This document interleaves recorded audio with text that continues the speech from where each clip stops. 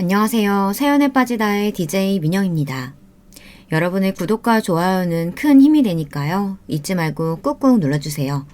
그럼 오늘의 사연도 시작해 볼게요. 여러분 안녕하세요. 글을 쓰는 것을 취미로 하긴 하지만 제 이야기를 이렇게 쓰는 것은 오랜만인 나이 먹은 여자입니다.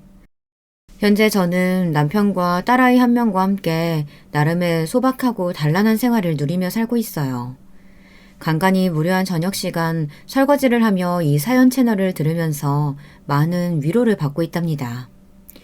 인생 선배님들의 이야기를 들으면서 나도 저렇게 처신해야겠구나, 저런 상황에선 지혜롭게 대처하는 게 필요하겠구나 하는 나름의 조언들을 체득하기도 하고요. 여러모로 제게는 참 유익한 채널입니다. 오늘 제가 이 사연을 쓰게 된 건 최근에 있었던 일을 말씀드리기 위해서인데요. 이런 걸 사이다 사연이라고 한다죠. 저는 최근 이 일을 겪고 2리터 사이다를 훅 마신 것처럼 통쾌하고 무척 든든했답니다. 그래서 딸아이의 도움을 받아 작성을 시작해봅니다.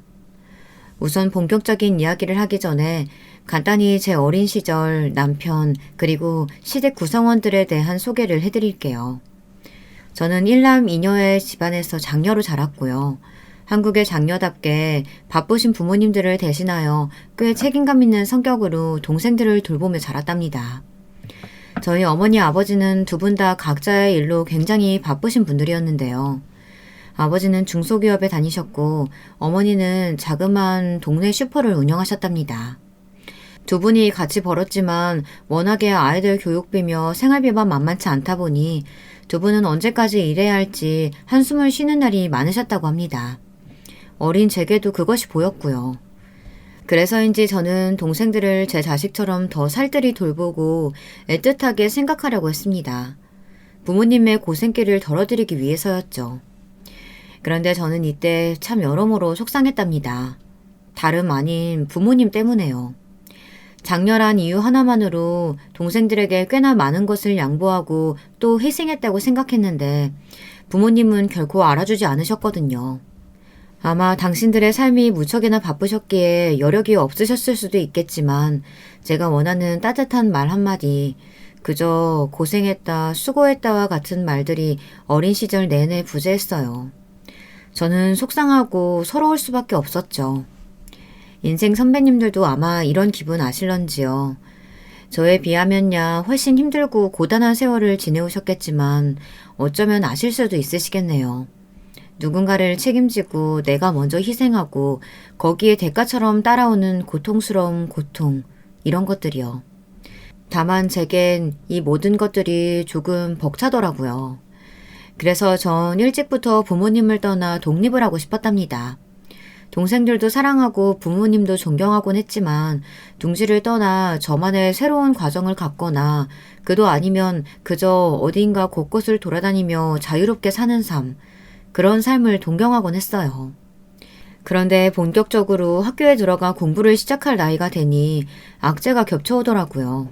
가정이니 여행이니 뭐니 그런 것들을 모두 떠나 저를 완전히 무너뜨리게 할 악재요. 바로 저희 집이 망해버린 것이었습니다. 아버지께서 친한분에게 사기를 당해 그야말로 집안이 쫄딱 망한 것이었죠. 저도 자세한 경위는 모르나 아버지는 그 일로 내내 술을 드시며 친한 형님이란 분을 원망했고 어머니 역시 속상한 마음을 감출 길이 없어 하셨습니다.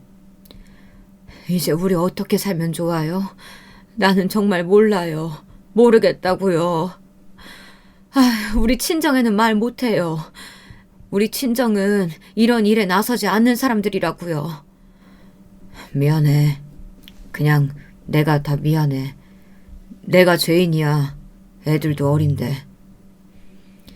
어머니 쪽 친정, 제게 외가였던 곳은 당시 아버지 쪽에 비하면 잘 사는 축에 속했던 걸로 기억합니다. 그런데 어머니와는 거리가 있었는지 어머니는 자신의 친정을 별로 좋아하지 않으셨습니다. 결혼 후 저희를 데리고 할머니 댁에 가는 일도 드물었고요. 그래서 이런 일이 터졌을 때 도움을 청할 수도 받을 수도 없었죠. 그야말로 사면초가였습니다. 아버진 백방으로 돈을 구하러 다니셨지만 누가 쉽게 그리 돈을 빌려주겠나요. 결국 저희는 지하방에 들어가 살 수밖에 없었습니다. 그리고 빚쟁이들에게 쫓겨다니는 삶을 이어갈 수밖에 없었어요. 그 시절은 다들 형편이 가난한 시절이었다지만 저희 집만큼 가난한 집은 아주 드물었습니다. 그리고 그런 가난은 숨길 수가 없었죠. 그 저희 남매의 옷차림에서 바로 티가 났죠. 저와 동생들이 골목길을 걸어다니면 어디선가 거지야라고 부르는 소리가 들렸습니다. 돌아보면 아이들이 낄낄거리며 돌멩이를 어디선가 주워 집어던지곤 쏜살같이 사라졌죠. 나쁜 것들 거기서! 잠깐만 진우야. 진정해. 쟤들 그냥 철 모르는 어린애들이야. 아무것도 모르는 애들이라고. 그치만 누나, 나도 너무 속상해. 난 너무 힘들다고. 우리 잘못도 아닌데. 알아. 누나 네 마음 다 알아. 근데 그래도 다른 사람들에게 함부로 똑같이 돌 던지는 그런 일은 하지 말자. 그럼 똑같아지는 거야. 걔들이랑 우리랑 별반 다를 거 없는 거라고. 누나 말 무슨 말인지 알겠지? 지금은 급식이라는 것이 있어서 아이들이 배고프지 않게 먹을 수 있다 하지만 저희 때만 해도 그렇지 않았어요. 저희 때는 늘 아이들이 배고프고 사정 좋은 아이들이 별로 없었죠. 그리고 도시락을 싸왔죠. 간혹 아주 부잣집 아이들이야 감자볶음, 김, 햄 이런 것도 골고루 싸왔지만 저희 마을은 대부분 가난했던지라 그저 밥에 김치, 고추장, 간혹 멸치볶음을 싸우는 아이들도 있었어요. 그런 날에는 교실이 난리가 나곤 했죠. 그 멸치볶음 하나를 먹겠다고요. 그리고 도시락을 난로에 놓고 선생님들이 한 번씩 뒤적여가며 타지 않게 해주셨었는데요. 따끈따끈한 것이 기가 막혔답니다. 모두가 침을 꼴깍꼴깍 삼키며 점심시간만을 기다렸어요. 하지만 저희 집은 사정도 좋지 않았을 뿐더러 정말 오늘 내일 굶어 죽지 않으면 다행이다 싶을 정도였었던지라 도시락을 못 싸가는 날들이 생기기 시작했답니다. 간혹 싸가는 도시락도 밥과 옆집 아주머니에게서 얻은 김치 아주 조금 정도였고요. 그러니 아이들이 저의 처지를 아는 건 순식간이었습니다. 근데 제가 수도가에 가 수돗물로 배를 채우고 있으니 어느 날 좋은 친구들이 제게 도시락 뚜껑에 조금씩 자기 몫을 덜어주더라고요. 재수가 먹어. 너 매일 수도가에서 물로 배 채우는 거 봤어. 고마워. 부끄러웠지만 너무 배가 고팠기에 받았습니다. 김치뿐인 반찬이었지만 얼마나 맛있었는지 모릅니다. 허겁지겁 친구가 챙겨준 반찬을 먹으며 그렇게 배를 달래는데 그나마 조금 여유로웠던 집안의 시절이 생각나기도 하고 동생들 생각도 나고 먹으면서 눈물이 많이 났답니다. 그 시간에도 집에서 못 먹어 배고플 동생들이 목구멍에 돌덩이처럼 걸렸거든요. 하지만 제가 밥을 얻어먹고 다니자 어느 날 그런 저를 안 이쁘게 보는 아이들이 생겨났어요. 왜 지금도 그렇지만 그 시절에도 못된 아이들이 있지 않습니까? 천성이 못된 아이들이요. 그 여자애들 무리 중 가장 무서웠던 아이가 미자란 아이였는데요. 미자라는 애는 부잣집 딸로 선생님들에게도 사랑을 많이 받고 공부도 아주 잘했던 아이였습니다. 거기다 얼굴도 하얗고 눈웃음도 잘 쳤는데 외모가 이쁘장하니 모든 아이들의 어떤 선망의 대상 같은 아이였죠. 근데 어느 날 미자가 제가 허겁지겁 친구 도시락을 같이 먹고 있는 걸 보고는 조그마한 목소리로 그러더군요. 거지 새끼가 아주 물을 다 흐려놓네. 저에게 한 말인지 몰라서 멀뚱히 지켜보고 있으니 미자는 갑자기 발로 제가 앉아있는 책상을 걷어찼습니다. 모든 아이들이 놀라 저희 쪽을 바라보았죠. 수치심이 확 몰려왔습니다. 미자는 넘어진 저를 보고 수돗물이나 처마시지 왜 남의 밥은 얻어먹어? 라고 말하고 자기 무리들과 함께 유유히 사라지더군요. 그게 첫 번째 제가 당한 위협이었습니다. 친한 친구가 급히 저를 일으켜 세워주었지만 그때까지만 해도 그 애가 왜 도대체 저를 미워하는지 알 수 없고 너무 무섭고 부끄러워 그날 하루 종일 학교에서 아무 말도 할 수가 없었습니다. 집에 가서도 계속 그 애 생각에 집안일이 손에 잡히지 않더군요. 다음날 학교에 가자 그 애가 왜 저를 미워하는지 누군가 귀띔을 해주어 알게 되었습니다. 그건 공교롭게도 제 성적 때문이었죠. 제가 나름 공부를 잘하는 편이었는데 그래서 저를 경쟁 상대로 삼고 미워하는 것 같다는 것이었습니다. 근데 전 그것도 잘 이해가 되지 않았어요. 그 시절 저보다 공부 잘하는 애들은 많았거든요. 제 생각엔 미자에겐 그저 괴롭힐 대상이 하나 필요했는데 그 대상으로 멍청하고 순해 보이는 제가 당첨된 것 같았습니다. 억울했습니다. 저는 그 후로부턴 비굴하게도 미자의 비위를 맞추기 위해 친구들의 밥도 얻어먹지 않았고 수돗물로 배를 때우곤 했습니다. 스스로 생각하기에도 수치스럽고 부끄러웠지만 저는 그 아이가 진절머리 나게 두려웠습니다. 그 애에겐 항상 어울리는 무리들이 있었는데요. 무리들 전부 다 잘 사는 아이들이었고 어느 정도 위압감을 가지고 있는 아이들이었습니다. 그 애들에게 끌려나가 병원 신세를 졌다는 흉흉한 소문도 있었어요. 담뱃불에 지져졌다거나 그런 소문도 있었고요. 저는 피해자가 되고 싶지 않아 조용히 최대한 숨을 죽이며 학교에 다녔습니다. 특히 미자의 눈에 걸리지 않기 위해 노력했죠. 하지만 배고픔은 정말 무서운 것이더라고요. 처음엔 최대한 참아보려 했지만 그 다음부턴 견디기가 힘들었어요. 결국 제가 안쓰러웠는지 건네는 손길들을 외면하지 못했습니다. 미자 몰래 눈에 띄지 않게 밥을 먹고는 했죠. 그것도 너무 빠르게 먹어 체할 때도 있었습니다. 구질구질했죠. 지금 생각하면 너무 안쓰러운 모습이지만요. 그러던 어느 날 사건이 발생하고 말았답니다. 어느 날 미자가 자신의 도시락이 없어졌다며 난리를 치기 시작한 겁니다.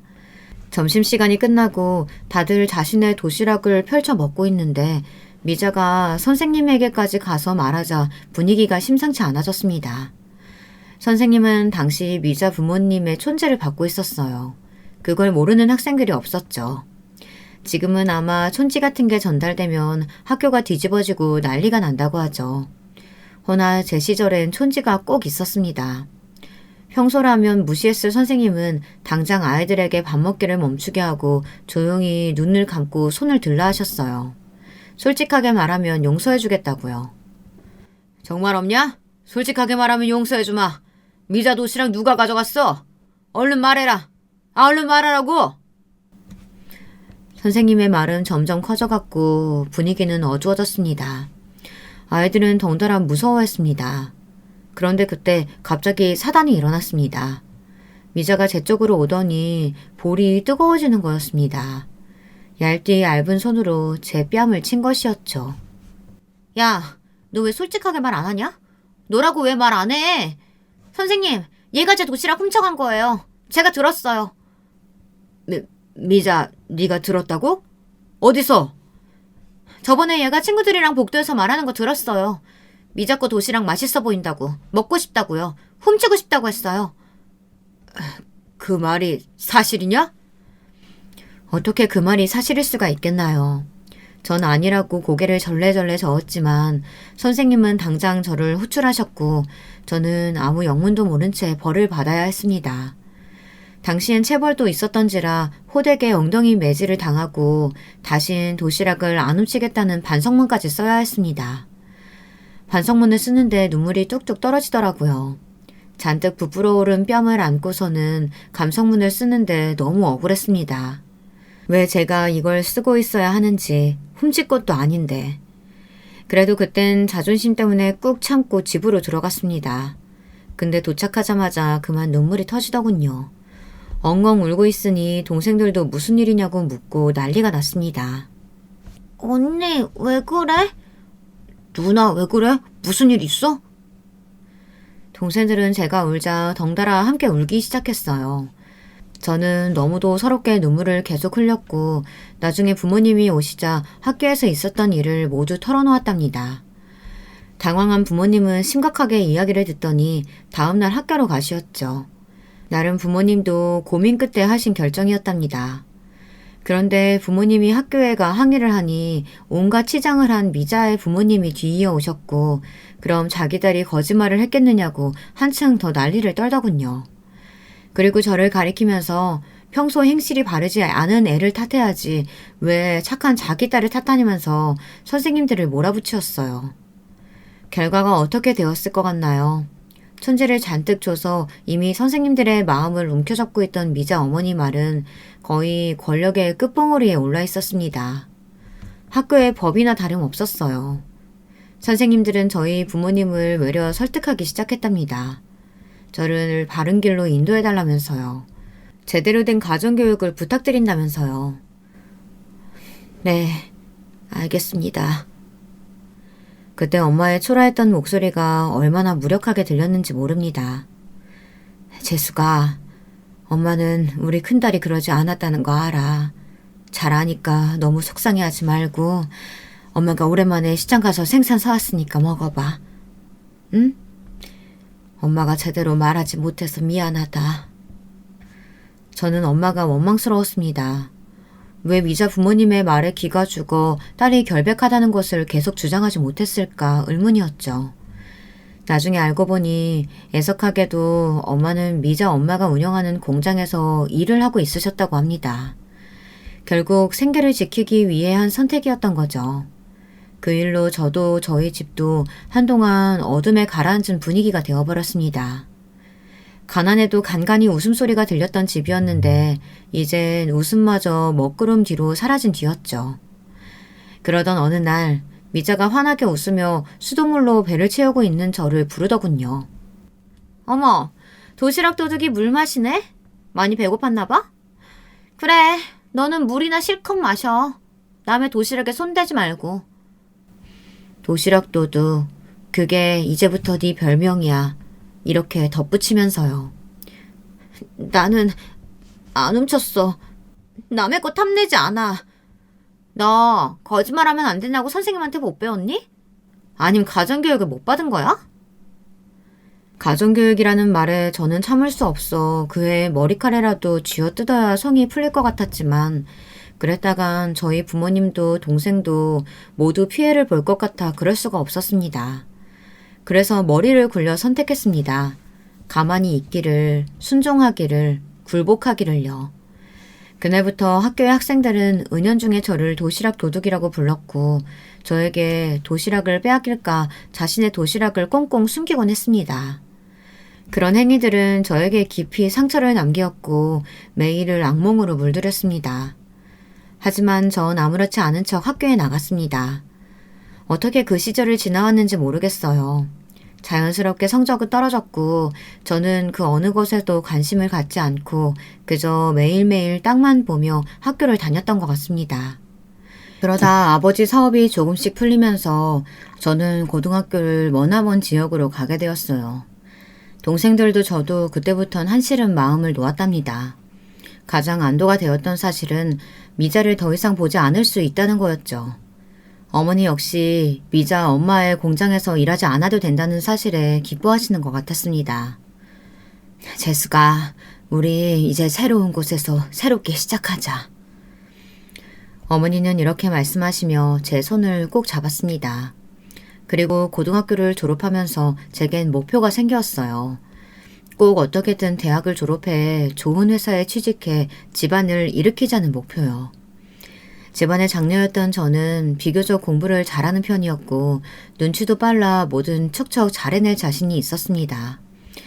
그리고 고통스럽고 뜨거운 가난을 겪어봤던지라 어디서든 집안을 일으켜낼 의지가 굳건했습니다. 그 누구보다도요. 여자라는 이유로 부모님은 그저 좋은 혼처를 만나 시집을 가길 원하셨지만 저는 제 힘으로 돈을 벌고 싶었고 결혼을 인생의 목표로 삼고 싶지 않았어요. 저는 목표대로 좋은 대학을 갔고 좋은 회사에도 취직했습니다. 모든 지원을 해주신 부모님께 감사한 마음으로 꼭 언제든 이 은혜를 갚고자 다짐했고요. 하지만 당시 저희 집에 한 차례의 비극이 더 물어닥치며 저는 또 다시 좌절의 끝에 서고 말았습니다. 그것은 바로 우리 집 막둥이, 막내 동생이 갑자기 사고로 운명을 달리한 거였어요. 막내 동생은 당시 17에 불과한 꽃다운 나이였고 저는 그에 좌절할 수밖에 없었답니다. 그럴 수밖에요. 제가 울면 함께 울고 절 괴롭힌 미자를 미워해서 그 집에 몰래 돌덩이까지 던지고 온 동생이었는걸요. 그런 착한 동생이 하루아침에 세상을 떠나버렸으니 저는 그 상실감을 가눌 길이 없었습니다. 장례식장에서 동생 친구들이 달려와 다들 벌건 얼굴로 눈물을 흘리는데 그 아이들을 위로할 힘도 없이 저 역시 같이 짐승 같은 울음소리를 내며 목 놓아 울었습니다. 왜 그렇게 빨리 가니? 조금 있다 가지. 누나랑 조금만 있다 가지. 후회와 아쉬움이 가득했어요. 제 마음속엔 동생과 함께하고 싶었던 것들이 너무도 많이 남아 있었습니다. 그건 너무나 애틋하고 너무나 가슴이 아플 정도로 소박한 것들이었어요. 하지만 저는 동생에게 해주고 싶은 게 많았습니다. 옷도 사주고 싶었고 맛있는 것도 듬뿍 먹여주고 싶었고 나중엔 결혼 자금도 좋은 집도 사주고 싶었습니다. 한평생 가난 속에 허덕였던 우리 막내 동생. 배를 너무 많이 골아 삐쩍 말라 늘 옷이 커 보였던 막내 동생의 얼굴이 잊혀지지가 않았습니다. 그렇게 저는 울고 또 울며 막내 동생을 보내야 했답니다. 막내 동생을 잃고 나서 저도 힘들었지만 부모님은 정신을 조금씩 놓아가셨습니다. 특히나 친정어머니께서 많이 아프셨습니다. 어머니는 하루에도 여러 번 막내 이름을 부르시었고 어느 날은 정신에 문제가 생기신 건지 막내가 있다고 착각을 하시기도 했고요. 재수가 우리 제이 어디 있어? 아까부터 얘가 나를 부르는데 얼굴은 보이지가 않는다. 엄마에게 자식이 먼저 부모를 앞서갔다는 사실을 말해줄 수가 없었습니다. 그런 어머니를 보는 것은 괴로웠습니다만 당신은 정신과나 이런 치료가 보편화되지 않았던 터라 그저 가족들 옆에서 함께 있어주며 이겨내는 수밖에 없었습니다. 하지만 나쁜 일만 있었던 것은 아니었어요. 그 시절 저는 남편을 만났죠. 가장 힘들었던 시기였기에 가장 사람의 품이 필요했고 그래서 거리낌 없이 기대었던 것 같습니다. 회사에서 만난 남편은 퇴사 직전 저에게 고백을 해왔습니다. 혹시 일에 방해가 될까봐 말을 못했었는데 좋아하고 있었습니다. 제가 마음에 드신다면 꼭 만나주세요. 여기로 나와주세요. 남자가 말한 주소는 저희 집과 그닥 동떨어지지 않은 어느 국수집 앞이었습니다. 저는 얼굴이나 한번 보자는 심정으로 남편을 만났고 만남은 어느새 결혼으로 이어졌습니다. 그런데 결혼 직전 친정부모님은 조금 못마땅해 하셨습니다. 남편의 집안 형편 때문이었죠. 만나면서 알아갔지만 남편은 농촌에서 자라난 가난한 집안의 장남이었고 시부모님 되시는 분들은 일평생 농사를 지으신 분들이었어요. 거기다 남편과는 14살 차이 나는 어린 도련님까지 있었죠. 저는 이미 시부모님께 인사도 드렸고 결혼도 하겠다고 굳건히 마음을 먹었는데 당황스러웠죠. 친정 부모님을 설득해야 했습니다. 제가 어떻게든 이 사람 손에 물 한 방울 안 묻히고 살 수 있도록 최선을 다하겠습니다. 비록 제 출신이나 배경은 떳떳지 못하지만 성실함이나 책임감만큼은 그 누구와 견주어도 떨어지지 않을 만큼 강합니다. 제 가족 하나는 반드시 먹여 살릴 수 있습니다. 어머님, 아버님 부탁드립니다. 남편이 이때 비장한 각오를 던진 말은 다행히 저희 친정 부모님의 마음을 뒤흔들었고 저는 결혼을 할 수 있었습니다. 그런데 어린 도련님이 눈에 밟히더라고요. 저와 남편은 회사를 계속 다니며 일단은 이어가기로 했지만 학교를 다니고 있는 어린 도련님이 계속해서 저와 남편이 있는 도시로 오고 싶어 했습니다. 도련님은 농촌에서 평생 나고 자랐지만 이곳이 싫다고 했습니다. 나도 데려가주면 안 돼요? 형수님, 나 방해 안 하고 조용히 있을게요. 밥도 덜 먹을 테니까 같이 살면 안 돼요? 예, 너 그게 무슨 말이야? 그런 말 하면 못 써. 아휴, 우리 며느라가 당황스럽게 시리. 그만해라. 당황한 시부모님이 다급히 말리셨지만 도련님은 계속해서 조르기를 멈추지 않았습니다. 엄마, 아버지, 여기에 있어선 객천의 용은커녕 아무것도 못 될 거예요. 나는 형처럼 공부를 잘하는 것도 아니고 그러니까 더더욱 도시로 가서 뭐라도 배워야 돼요. 그리고 농사체질도 아니니 엄마 아버지가 하는 일은 못할 거라고요. 도련님, 무슨 말씀인지는 알겠지만 당장 여기로 오는 게 정말 감당이 되겠어요? 친구들하고도 떨어지시는 거고 도시는 낯선 생활이니 적응하기 힘들 수도 있을 거예요. 많이 생각해 본 거 맞아요? 내심 저는 속으로 여러 생각이 들었답니다. 도련님의 멋진 포부가 담긴 말에 깜짝 놀라기도 했고, 도련님의 저런 포부가 어떤 면에선 저와 닮아있다는 생각도 들고, 가난한 집을 지긋지긋해하는 심정도 충분히 이해가 갔습니다. 그래서 물은 거였죠. 그러자 너무나 자신만만한 당당한 목소리로 저를 설득하더군요. 네, 형수님, 저 후회 안 할 자신 있어요. 걷어만 주신다면 어떻게든 이 은혜는 제가 평생 갚을 거예요. 제가 두고두고 잊지 않고 갚을 거라니까요. 그러니까 저 제발 같이 형이랑 형수님이랑 같이 살게 해주세요. 부탁드려요, 정말. 야, 임마, 네가 도대체 여기 학교 다녀서 뭘 한다는 거야. 형은 이해가 안 간다. 도무지 뭔 소린지 모르겠어. 그냥 속 썩이지 말고 거기 있어. 형은 너까지 못 데리고 있어. 네 형수도 불편할 거고 부담스러울 거야. 그러니까 실없는 소린 여기까지만 하자. 남편이 무자르듯 그렇게 딱 대화를 종결시켜버리자 도련님은 저를 애달프게 바라보았죠. 제 쪽이 공략하기는 훨씬 쉽다고 생각한 듯 했습니다. 저도 제가 무슨 마음이었었던 건지 모르겠어요. 너무나 충동적으로 그만 제가 책임을 지겠다고 선전포고하듯 말해버린 겁니다. 이렇게까지 서울행을 원한다면 못 들어드릴 것도 없어요. 물론 저희에게 아이도 생길 거고 하겠지만 도련님 한 사람 정도는 괜찮을 것 같아요. 대신 도련님, 저희 아이가 생긴다면 도련님께 많이 신경을 못 써드릴 수도 있어요. 그건 상관없죠. 네, 그럼요, 형수님. 정말 감사합니다. 저는 신경 하나 쓰실 필요 없어요. 그냥 투명 인간으로 대하세요. 아니, 이게 뭔 소리야. 안 돼. 이 어린 녀석이랑 어떻게 같이 산다고. 도련님은 너무나 기뻐하는 얼굴로 펄쩍펄쩍 뛰었고 남편은 그날 말도 안 된다며 제게 왜 상의도 없이 허락하냐고 길길이 화를 내었습니다. 하지만 저는 시부모님 몸도 오랜 농살로 불편해지셨고 나이도 있으시니 도련님 공부시키시기엔 여기가 괜찮을 거라고 강경히 말했답니다. 제 막내 동생을 많이 닮은 도련님을 매일 볼 수 있는 건 마치 막내 동생과 함께 있는 것 같은 느낌을 주었습니다. 막내 동생보다는 장난기가 많고 자신이 하고 싶은 거에 대해 분명한 사람이었지만 반달로 접히는 눈매가 정말이지 비슷했습니다. 아마 그것이 제가 책임지겠다고 한 이유였던 것 같습니다. 저는 막내 동생을 돌보듯 도련님의 공부도 봐주고 밥도 정성스레 차려주었습니다. 그 당시에 남편이 회사에서 완전히 자리를 잡았을 때라 저는 출산과 동시에 일을 그만두었고 딸아이 하나와 도련님을 돌봐가며 살아갔습니다.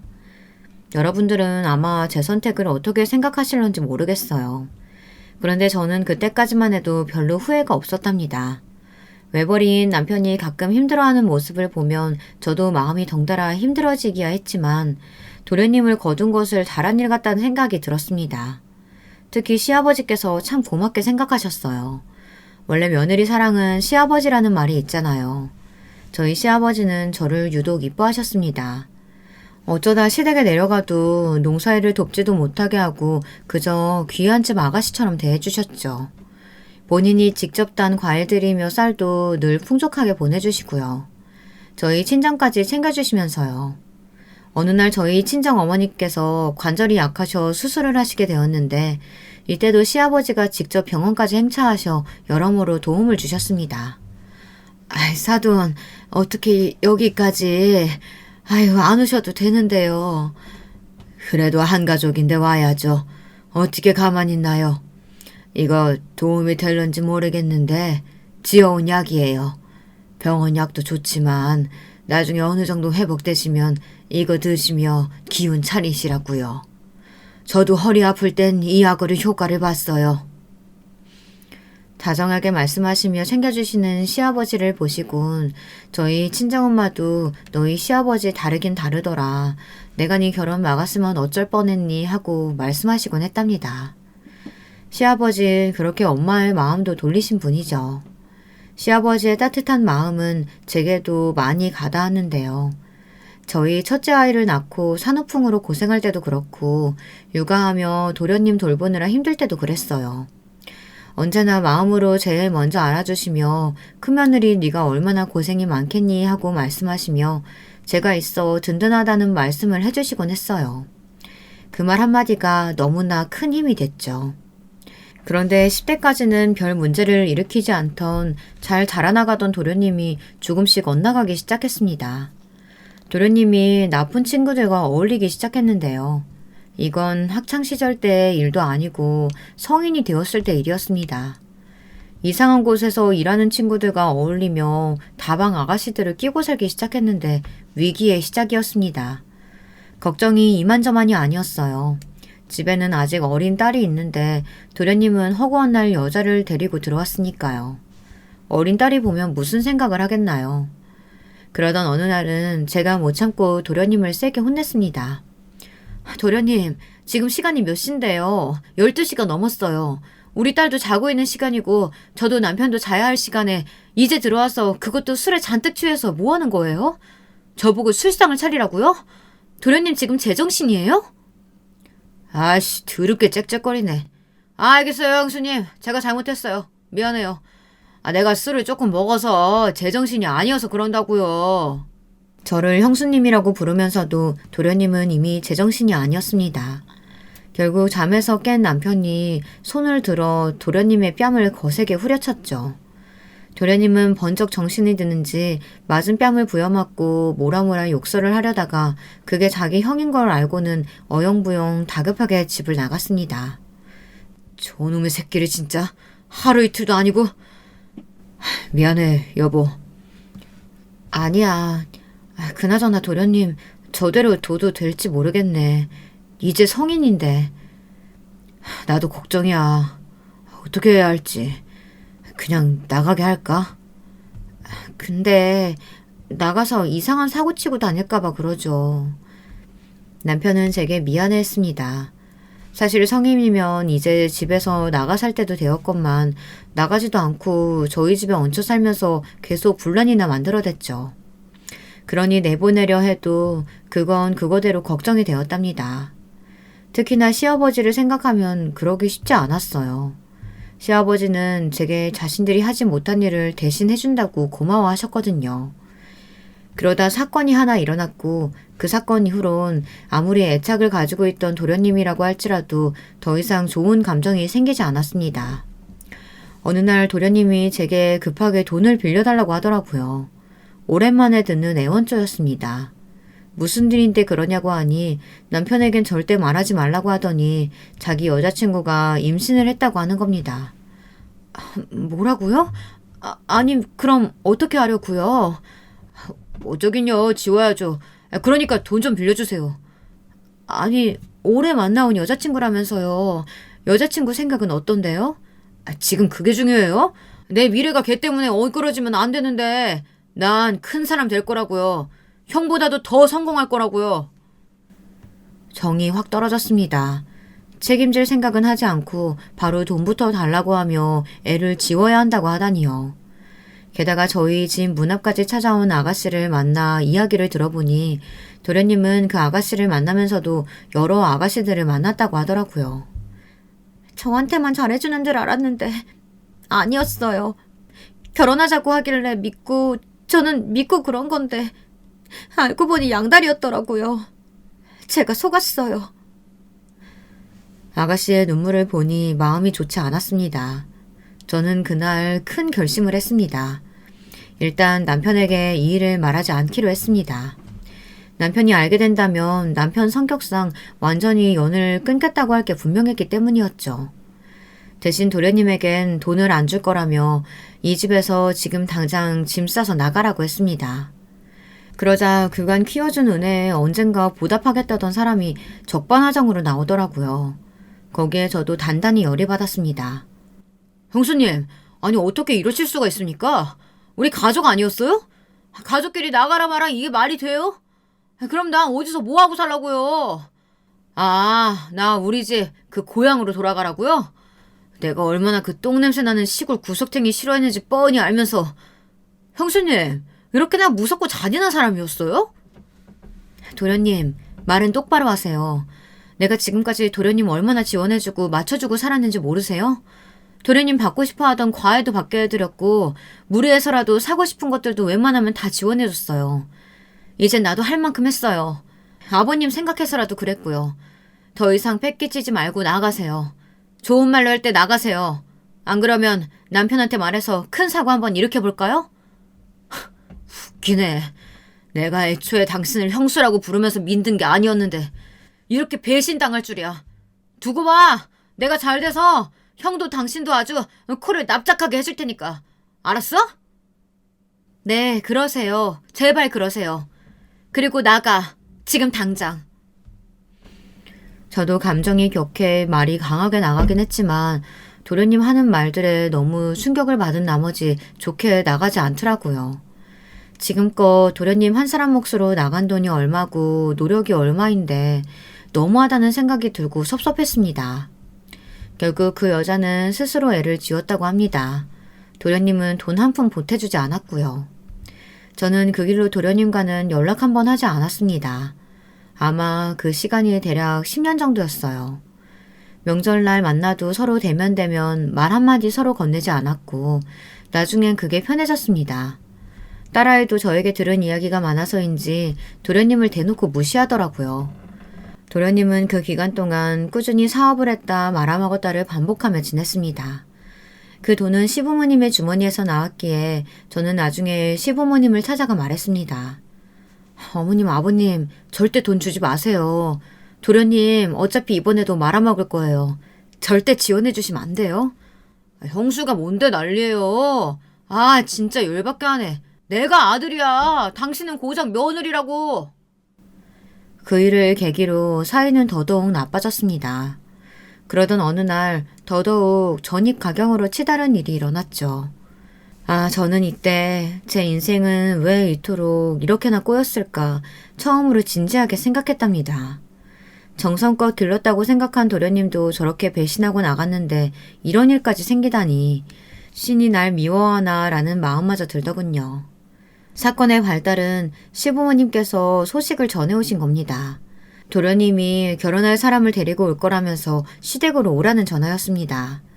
시부모님은 조금 상기된 목소리였습니다. 특히 시아버지는 도련님이 드디어 정신을 차린 것 같다고 조금 사람이 되어가는 기색이 보인다는 말까지 덧붙이셨습니다. 사실 도련님이 사랑구실을 못했기에 외국 여자를 데려와서라도 결혼을 시켜야 하나 걱정이 많았던 시부모님이었거든요.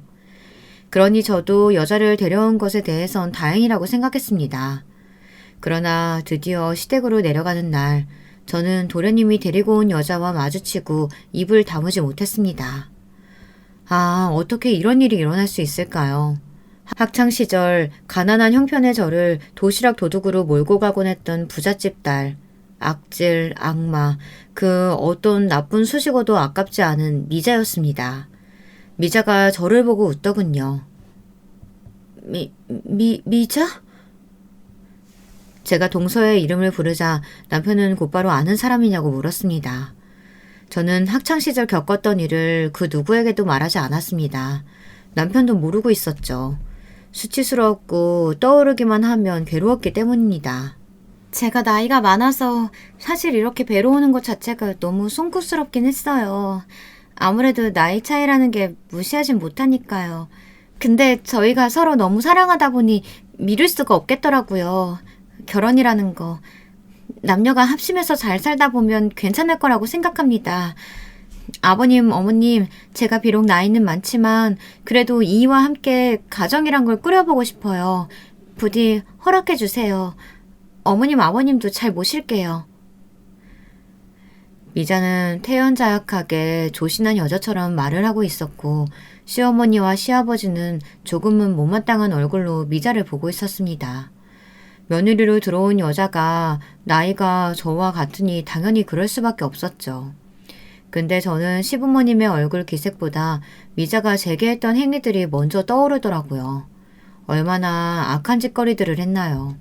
악한 거에도 정도가 있는데 전 정말 악한 사람은 변할 수 없다고 믿는 사람이었습니다. 그런 미자가 제 동서로 들어온다니 이건 정말이지 제 인생이 저를 배반하는 것과 다름없는 거였어요. 어떻게 이런 운명이 있을 수 있는지 입술이 꽉 깨물어지고 타들어갈 듯 가슴이 조여왔습니다. 그때 못 잡은 머리채를 지금이라도 잡고 싶었죠. 하지만 자리가 자리인 만큼 일단은 상황을 지켜봤습니다. 시부모님은 나중에 미자가 가고 나서 어떻게 하는 게 좋겠냐고 제게 먼저 물어보셨죠. 도련님은 그걸 왜 형수에게 묻냐며 자신은 이 여자가 너무 좋으니 반드시 이 여자와 함께 살아야겠다고 주장했고요.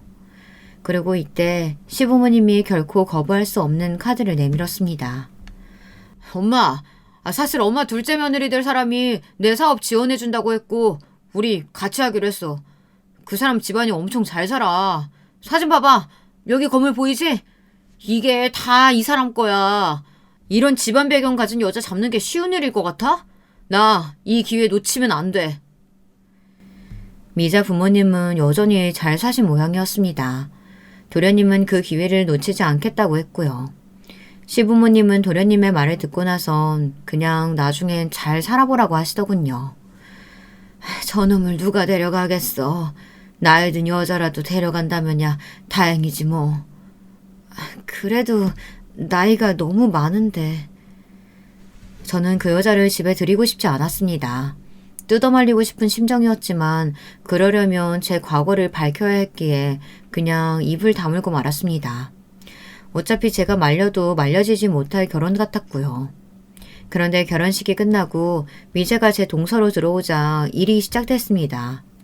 일단 은근슬쩍 말을 놓더라고요. 나이가 같다는 이유로요. 형님도 불편하시겠다. 그치? 우리 나이도 같고 동창인데 그냥 우리끼리 있을 땐 편하게 말 놓기로 하죠. 괜찮지? 제 이름을 부르며 동의도 없이 말을 놓는데 어찌나 기분이 나쁘던지요. 그에 제가 말을 높이는 건 맞는 것 같으니 그러자고 했더니 불쾌한 표정으로 비꼬더라고요. 그렇게라도 대접받고 싶으시면 그렇게 해드려야죠. 아 맞다. 근데 형님 경기도에 사신다고 했죠? 언제 한번 우리 신혼집에 놀러와요. 우리 신혼집이 되게 좋거든요. 아마 형님 아주버님은 꿈에서나 봤을 그런 집이라 얼른 보여드리고 싶네요. 이 정도는 웃기는 애교였습니다. 제가 그냥 무시해버리고 시어머니 일을 도우려고 하자 미자는 약이 오르는지 점점 열받아 하더군요. 혼자 말하고 무시당하니 괜히 무안하고 뻘쭘한지 도련님에게 이러쿵 저러쿵 무슨 말을 하더라고요. 보나마나 제 욕이었겠죠. 그때 조용히 감을 깎고 계신 줄 알았던 시어머니께서 제게 이런 말씀을 하셨어요. 전 큰 위로가 되었습니다. 아가, 둘째 며느리 말은 어느 정도 걸러들어라. 우리도 보는 눈이 있고 듣는 귀가 있는데 저 애는 인성에 문제가 많은 애 같구나. 조용히 편을 들어주시는 말에 저는 눈물이 왈칵 고였습니다. 동서는 그 후로도 재력을 뽐내려거나 도련님과 하는 사업이 잘 되는 것을 과시하며 명절 때마다 자랑을 하곤 했어요. 하지만 저희 시부모님을 포함해 저와 남편은 모두 못 들은 척 대꾸조차 하지 않았습니다. 이게 동서를 대하는 방식이었어요. 시부모님 또한 동서가 제게 막대하는 것을 알고 있으시기에 대놓고는 혼내시진 않았지만 그런 자랑을 하며 다른 사람을 깎아내리려 하면 무시하는 것이었죠. 참 감사했습니다. 도련님과 동서는 죽이 잘 맞아 보였습니다. 척 봐도 이모뻘인 동서가 한마디 지시를 내리거나 요구를 말하면 도련님은 동서를 엄마처럼 여기고 애교를 부리고 성실히 수행했죠. 도련님에게 동서는 돈줄이었으니까요. 그렇게 시간이 흐르는 동안 두 사람은 10몇 년 정도는 무탈하게 잘 사는 듯 보였습니다. 겉으로 보기엔 그래 보였죠. 속은 어떨지 몰랐지만요. 그러던 어느 날 사건이 벌어지고 말았습니다. 사사건건 저를 무시하던 동서는 나이를 들어서도 그 추함을 버리지 못했는데요. 동서의 특기 중 하나가 피부과 시술을 받는 것이었어요. 나이가 들면서 도련님과의 나이 차이를 의식했는지 보톡스며 리프팅이며 이름도 알 수 없는 시술을 너무 많이 받다 보니 얼굴이 터질 것처럼 팽팽해졌습니다. 근데 그게 부작용이 일어났나 봐요. 어느 날부터 얼굴이 벌겋게 붓고 진물이 계속 나오더랍니다. 병원을 상대로 고소를 진행했고요. 그래서 그때 당시 동서 기분이 최악이었죠. 그런 동서가 명절날이라고 얼굴에 붕대를 감싸안고 찾아왔는데요. 그 와중에 뾰족구두를 신고 왔더라고요. 아니, 아픈데 왜 굳이 거기까지 왔어? 그래도 와야죠. 제가 그래도 어머님이 제일 사랑하는 며느리잖아요. 그리고 형님 혼자 일 다 하시면 저한테 얼마나 뭐라고 하시는데요. 그네가 무슨 말을 하니? 얘 말이 별로 없는 아인데. 시어머니가 끔찍도 않으시자 그 순간 붕대 사이로 미자의 미간이 확 찌푸려지는 게 보였습니다. 저도 모르게 웃음이 나왔죠. 명절을 보내는 동안 미자는 계속해서 자기 얼굴이 이렇게 된 것에 대한 원망, 병원에 대한 욕설들을 섞어가며 신세한탄을 해댔습니다. 듣기 지겨울 정도로요. 시아버지께서는 나중에 피곤하셨는지 이만 가서 쉬라며 보내었습니다. 근데 그렇게 명절을 보내고 집에 가려던 찰나 미자가 호들갑을 떨더라고요. 어머님, 아버님, 제 구두가 없어졌어요. 어머, 어떡해. 여보, 내 구두. 그거 명품이란 말이에요. 내가 얼마나 아끼는 건데. 글쎄, 구두가 제 발로 걸어갈 리가 있겠니? 잘 살펴봐라. 시아버지가 무심하게 대꾸하시자 미자는 더 화가 났는지 씩씩거리더니 마루를 뒤집어 엎을 듯 살샅이 살피고 다니더군요. 도련님까지 동원시키면서요. 도련님도 피곤한 눈치였죠. 사실 가족들 모두 그랬어요. 동서란 사람이 일을 돕기는커녕 계속 자기 얼굴 얘기만 하며 온 진을 다 빼놨으니까요. 그런데 갑자기 구두를 찾던 미자가 제게 시선을 획 돌리더군요. 너지? 마치 과거의 그 상황 같았습니다. 어쩔 수 없이 제가 도시락 훔친 범인으로 지목당하고 미자는 가해자였던 그 상황이요. 형님이 훔쳤죠? 무슨 근거로 그런 말을 하는 거야? 그럼 그 버릇 어디 가겠어요? 그때도 감히 내 도시락 훔쳤잖아요. 3살 버릇 80까지 간다는 말이 괜히 있겠어? 명품은커녕 브랜드도 하나 못 사 입는 형편이시니 구두 하나쯤 탐나지 않았겠어요? 갑자기 과거의 울분이 올라오더라고요. 가슴 깊숙이 묻어두었다고 생각했던 울분이 차오르더니 저도 모르게 주절거리게 되었습니다. 그런데 제가 더 말을 잇기도 전 시아버지가 행동을 개시했습니다. 동서의 뺨을 내리치신 거였죠. 짝 소리가 나며 동서의 얼굴이 돌아갔습니다. 네가 주제를 몰라도 너무 모르는구나. 네 친정이 어렵다 해서 빌빌거리며 빌 때는 감사하다 고맙다 하기에 믿고 봐줬더니 이제 감히 내가 아끼는 첫째 며느리를 모함해? 너 우리가 정말 아무것도 모른다고 생각하는 거냐? 아버님, 저는 그게 아니고. 니네 사는 집도 빼라. 거기에도 내 돈 들어갔으니 집 빼고 사무실도 빼라. 너한테 그 구두는 허영인 뿐이니 그것도 버려야겠지. 근데 그건 걱정 마라. 구두는 내가 버렸으니까. 동서가 아무 말도 못하고 울먹이자 그제야 저는 돌아가는 상황이 이해가 되기 시작했습니다. 일단 시아버지께서 동서를 벼르고 있다 직접 구두를 버려주신 거였죠. 나중에 시부모님에게 더 자세한 상황을 들었습니다. 동서와 서방님이 시작했던 사업은 천천히 쇠락을 향해 가고 있었고 동서에게 모든 지원을 아낌없이 해줬던 동서의 친정도 망해가고 있었던 것이었어요. 그리고 결국 시아버지를 찾아와 도움을 요청했던 거였고요. 동서가 유독 시아버지를 어려워했는데 이유가 있었던 거였죠. 그리고 시아버지는 동서에게 제게 무릎을 꿇고 참회하라고 명하셨는데 동서는 재빠르게 엎드리더라고요. 죄송해요, 형님. 제가 생각이 짧았어요. 앞으로 형님한테 이런 물에 범하지 않을 거예요. 형님 비위 제가 다 맞출게요. 죄송합니다. 동서가 저리 말하자 도련님도 함께 엎드렸습니다. 오래전에 받았어야 할 사과를 받았죠. 저와 형에게 앞으로 더 잘하겠다며 아내 단속도 잘하겠다고 하더군요. 하지만 저는 두 사람을 용서하고 자시고하고 싶지 않았습니다. 그냥 가족으로 받아들이기가 싫더라고요. 이미 그런 지 너무 오래됐고요. 동서, 빚 맞출 필요도 없고 그냥 살던 대로 살아. 다신 얼굴은 보지 말자. 동서는 지난 10년 이상 우리를 사사건건 무시했지. 근데 이거 하나 알아도 우리는 그래도 자식 다 건사하면서 실속은 챙기고 살았어. 동서나 동서 친정처럼 망하진 않았지. 욕심 부리다 망했으니 어디 한번 잘 추스리며 살아봐. 거지처럼. 네가 나를 항상 거지로 불렀다는 점을 덧붙여 지적해줬더니 잘못했다며 엉엉 울더라고요. 저는 나중에 동서 부부가 사라지고 궁금해하는 가족들에게 학창시절에 있었던 일을 조용히 털어놨답니다. 오래된 일이지만 아직 제 마음속에선 어제 일처럼 생생하게 남아 있었더라고요. 시부모님은 제 말을 듣고 조용히 눈물을 흘리셨고 남편 또한 진즉 말하지 그랬냐며 미련하다고 그러더군요. 근데 그런 그들의 위로가 제게는 따뜻하게 느껴졌습니다. 시아버진 저를 생각해서라도 동서 부부를 이대로 내칠 것이며 도와주지 않을 것이라고 했어요. 그 후 동서는 완전히 망해서 반지 앞방에서 살고 있다고 합니다. 꽤 괜찮은 결말이죠. 인과응보입니다. 지금까지 사연 들어주셔서 감사합니다. 모두들 행복한 하루 보내세요. 여러분, 두 번째 사연 시작하기 전에 좋아요와 구독 꼭 눌러주실 거죠? 그럼 두 번째 사연 바로 시작합니다. 안녕하세요. 어쩌다가 우연히 사연에 빠지다 채널을 알게 되어서 자주 찾아보게 된 젊은 청년입니다.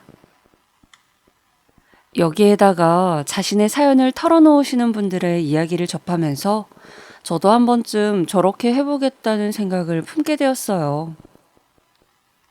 혹시 제 사연이 안 받아들여질지도 모르겠지만 그래도 용기를 내어봅니다. 아주 별 볼 일 없는 환경에서 태어나 자란 사람의 이야기라 받아들이시는 분들의 입장에 따라서 굉장히 시시하게 느껴질 수도 있을 것 같아요. 저는 삼형제 중 막내로 태어났습니다. 그리고 큰형과 작은형과는 각각 18살, 16살씩 차이가 나요. 제가 엄청난 막둥이로 태어났기 때문입니다. 저의 형들이 어떤 사람들인가 하면 큰형은 대학 다니다가 성적 개판이었는지 다시 공부한다면서 학교 자퇴하고 아르바이트 한 번을 안 하고 집에서 손만 벌려가며 그렇게 서울에서 놀았습니다. 공부할 때 아르바이트를 겸하면 공부에 집중 못한다고 찡찡거리니까 집에서는 장남의 말을 들어주신 것이었죠. 그걸 본 작은 형도 혹했는지 자기도 공부한답시고 서울에 올라가서는 딩가딩가 놀기만 하였습니다. 서울에 올라가서 공부를 잘하기는커녕 아예 몇 년간 아무것도 하지 않는 자식 둘에 대한 원망은 나중에 막내인 저에 대한 기대로 번져서 부풀어 오르게 되었습니다. 초반까지만 해도 자식 새끼들이 서울에 가 있는데 아무리 쓸모없는 놈들이라도 어떻게 인연을 끊냐며 적금까지 깨가며 돈을 보내주셨던 게 부모님이라고 합니다. 네, 그랬었다네요. 하지만 시간이 지나자 그 믿음은 깨어졌죠. 아버지는 허구한 날 술 마시고 오셔서 자식 새끼들 다 소용없다고 집안 물건을 던지셨습니다. 자고 있는 저를 깨우신 적도 많았죠. 야, 너는 정신 차리고 살아야 한다. 알았지? 너만이라도 잘 돼야 한다. 안 그러면 진짜 우리 다 죽는 거야. 그 어렸던 제가 대체 뭘 안다고 저에게 그런 말씀들을 하셨던 것인지. 기억도 가물가물하게 제가 더 어렸을 적에는 어머니 역시도 그 아무것도 모르는 어린아이를 붙잡고 속상한 눈물만 흘리셨습니다. 그랬던 어머니는 어느 순간 제 기억에서 증발되어 있었습니다. 저는 사진 속 어머니를 보면서 아버지께 어머니의 존재를 묻곤 하였죠. 너 4살 때 네 엄마는 하늘 날아갔다. 영영 가버렸어. 그러니까 이제 못 봐. 찾지 마. 그러면 아버지께서는 피곤한 얼굴로 그런 대답을 해주실 뿐이었습니다. 아버지는 작게 사업을 하셨는데 그냥저냥 운영이 되다가 부도가 나버렸습니다. 집에서 돈 나올 구석이 사라지자 큰형과 작은형은 아예 연락을 끊어버렸습니다. 자기들끼리 알아서 살겠다고요. 그 말인즉 자기들은 아버지와 어린 동생을 부양하기 싫다는 의미였습니다.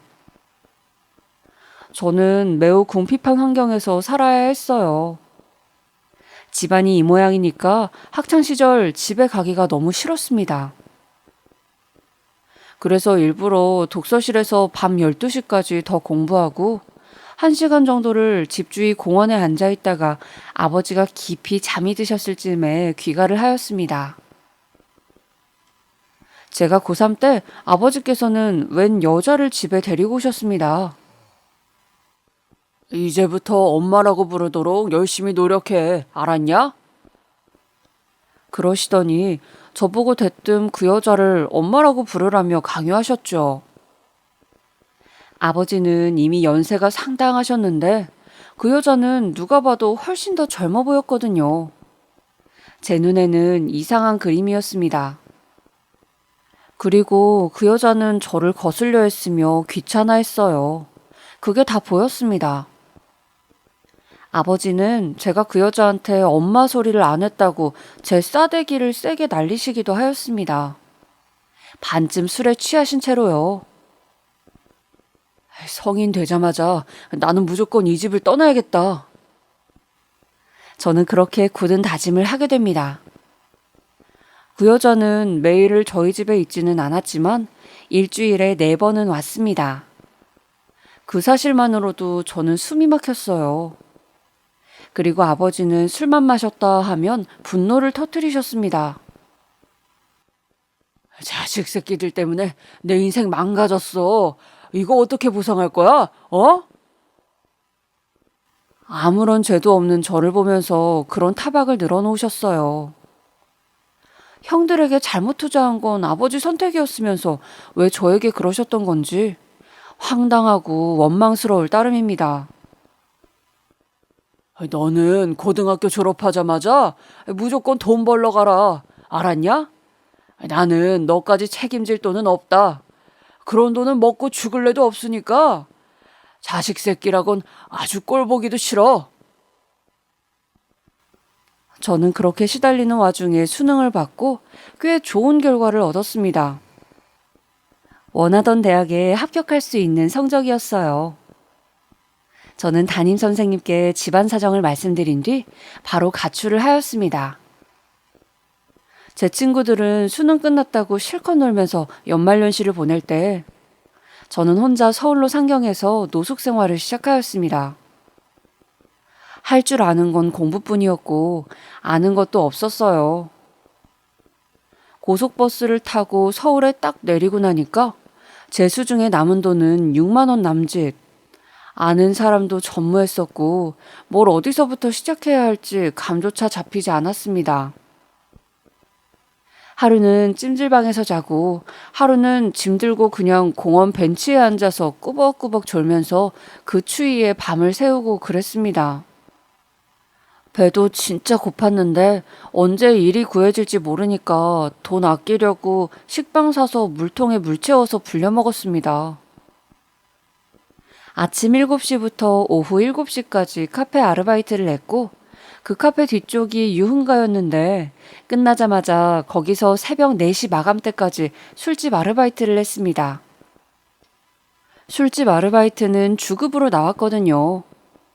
그 돈을 받으면 이틀에 한 번씩 찜질방에 가서 잤는데 그것도 돈이 많이 깨지더군요. 그땐 여인숙이 뭔지도 몰랐습니다.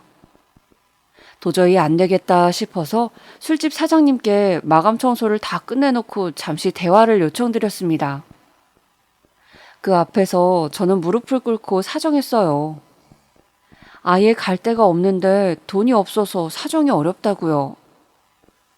그랬더니 사장님께서 가게에서 자도 된다고 하셔서 그때부터는 그곳에서 잤습니다.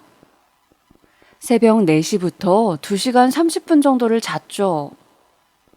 보일러 틀고 씻으면 혼날까봐 주방에서 얼어 죽을 것 같은데 찬물로 씻고 카페로 출근하고 그랬습니다.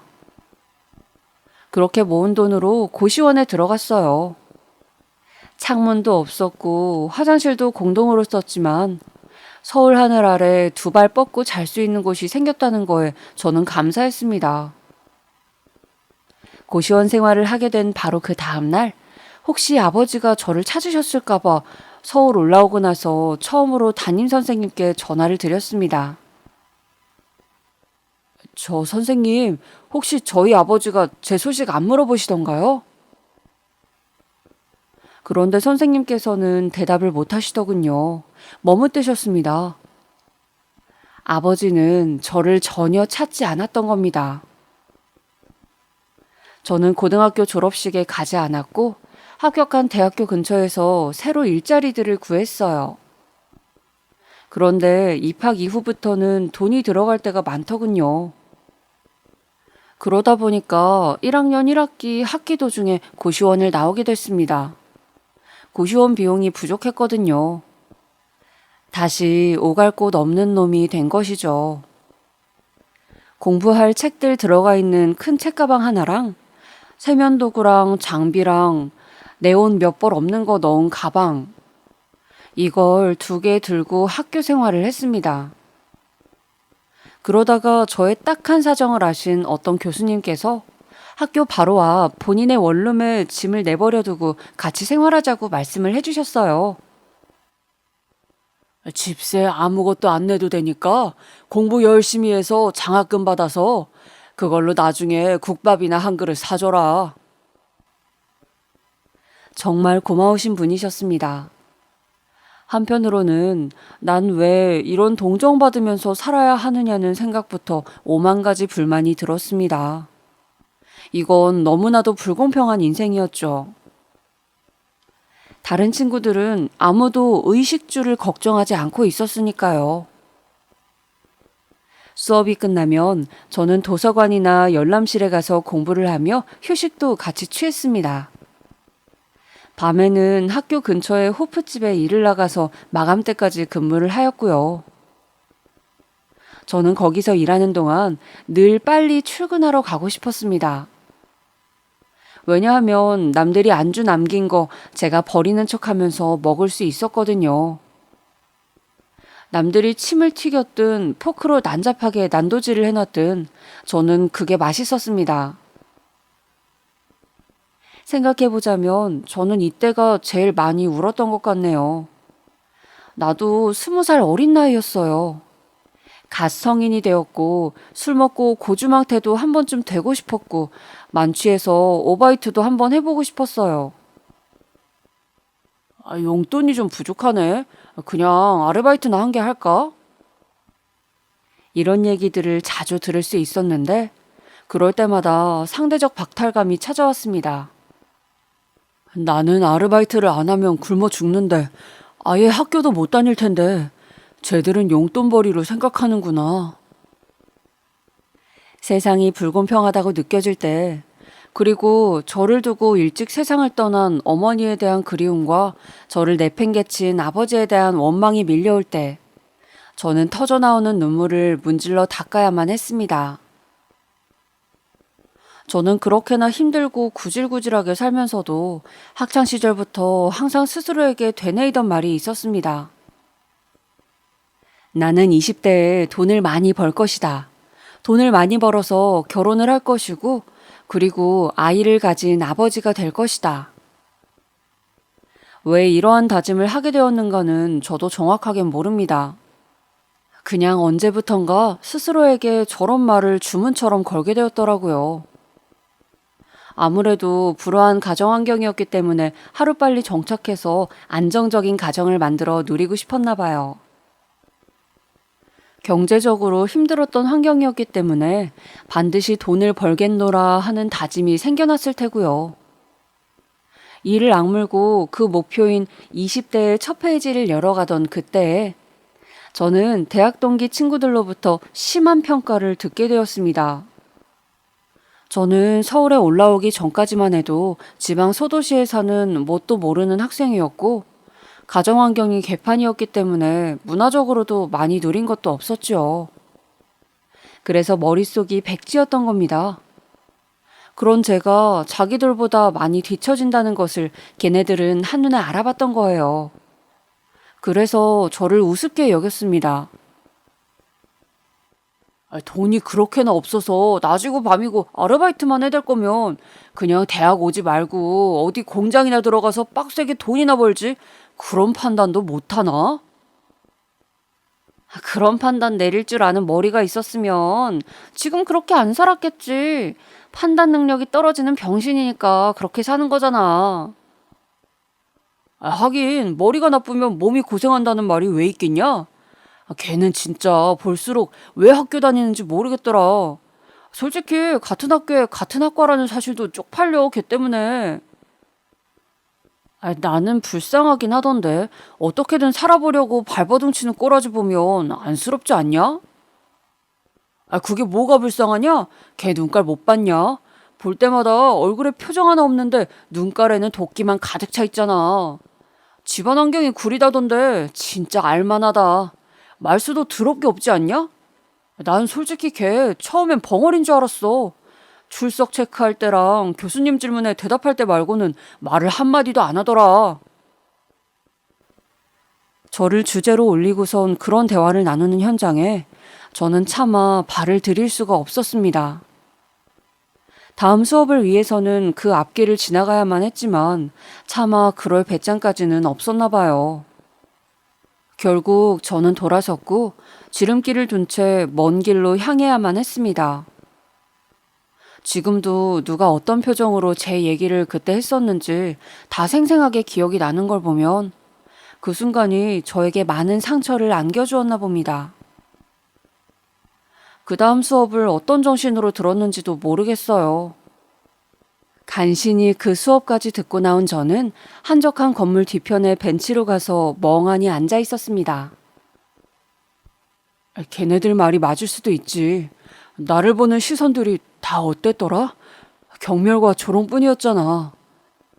쥐뿔도 없는 게 어떻게든 성공하고 싶어서 의미 없는 발버둥만 치다가 별 소득 없이 끝나버리는 건 아닐까?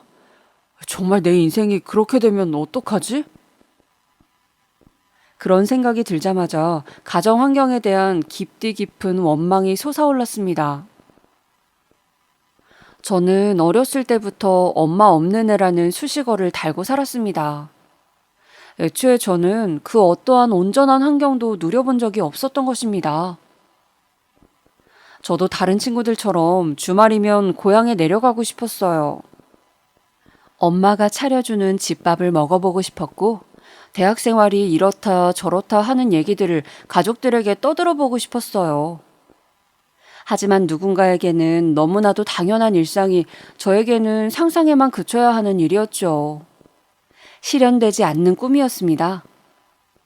스스로가 너무 가엾고 초라하다는 생각이 들면서 울음이 막 나왔어요. 속에 쌓여있는 울분을 아무도 없는 구역의 벤치에서 저 혼자 그렇게 토해냈습니다. 정말 숨이 넘어갈 듯이 큰 소리로 엉엉 울고 있었는데 실컷 울었다 싶었을 때쯤 누군가 뒤편에서 제 어깨를 다독여주는 것이 느껴졌어요. 깜짝 놀란 제가 얼른 뒤를 돌아봤지요. 그랬더니 누가 서선 저를 내려다보고 있었습니다. 저도 아는 얼굴이었어요. 왜냐하면 그 사람은 바로 저희 과에서 가장 인기가 많은 여하구였기 때문입니다. 눈, 코, 입이 빼어난 외모는 아니었지만 청순하고 수수하면서도 되게 맑은 이미지라서 남자들이라면 다 그 사람을 알고 있었을 정도로 인기가 높았어요. 그런 엄청난 인물이 울고 있는 저를 달래주다니 저는 이 상황이 믿기지가 않아서 어리둥절했습니다. 그런데 바로 그때 그 사람이 걸음을 옮기더니 벤치 앞으로 와서는 바로 제 옆에 앉는 거예요. 괜찮으세요? 무슨 힘든 일이 있으신 거예요? 그러더니 이렇게 물어왔습니다. 정말 걱정에 찬 표정으로 말이에요. 크나큰 상실감과 허무함으로 울고 있던 저였기 때문에 정신 상태가 완전히 맛이 가 있었고 그랬던 저는 그 순간에 사고를 치고 맙니다. 제가 저도 모르게 옆자리에 그 사람을 꽉 끌어안아 버린 거예요.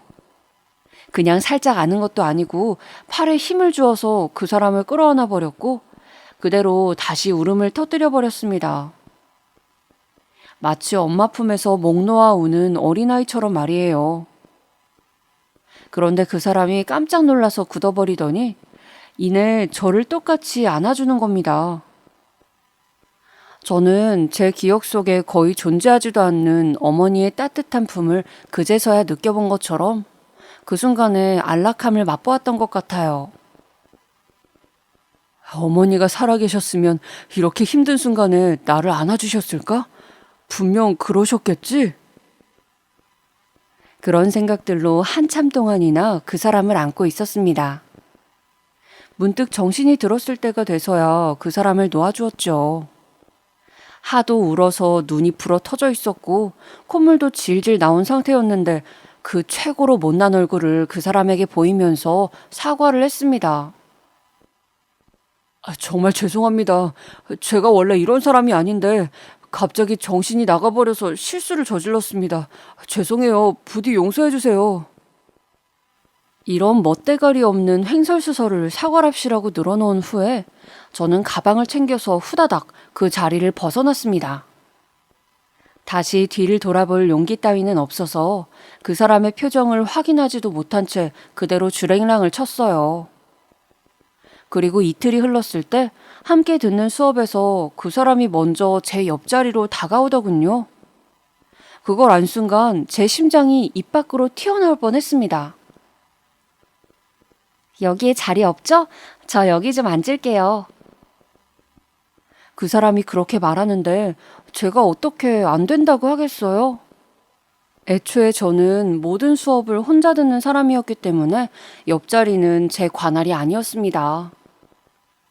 그 수업에서 저는 내내 교수님 얼굴만 뚫어지게 쳐다보면서 옆은 절대로 안 돌아봤습니다. 너무 떨려서 그럴 수가 없었어요. 보나마나 제 얼굴은 시뻘개져 있을 게 분명했죠. 그런데 그건 일회성이 아니었습니다.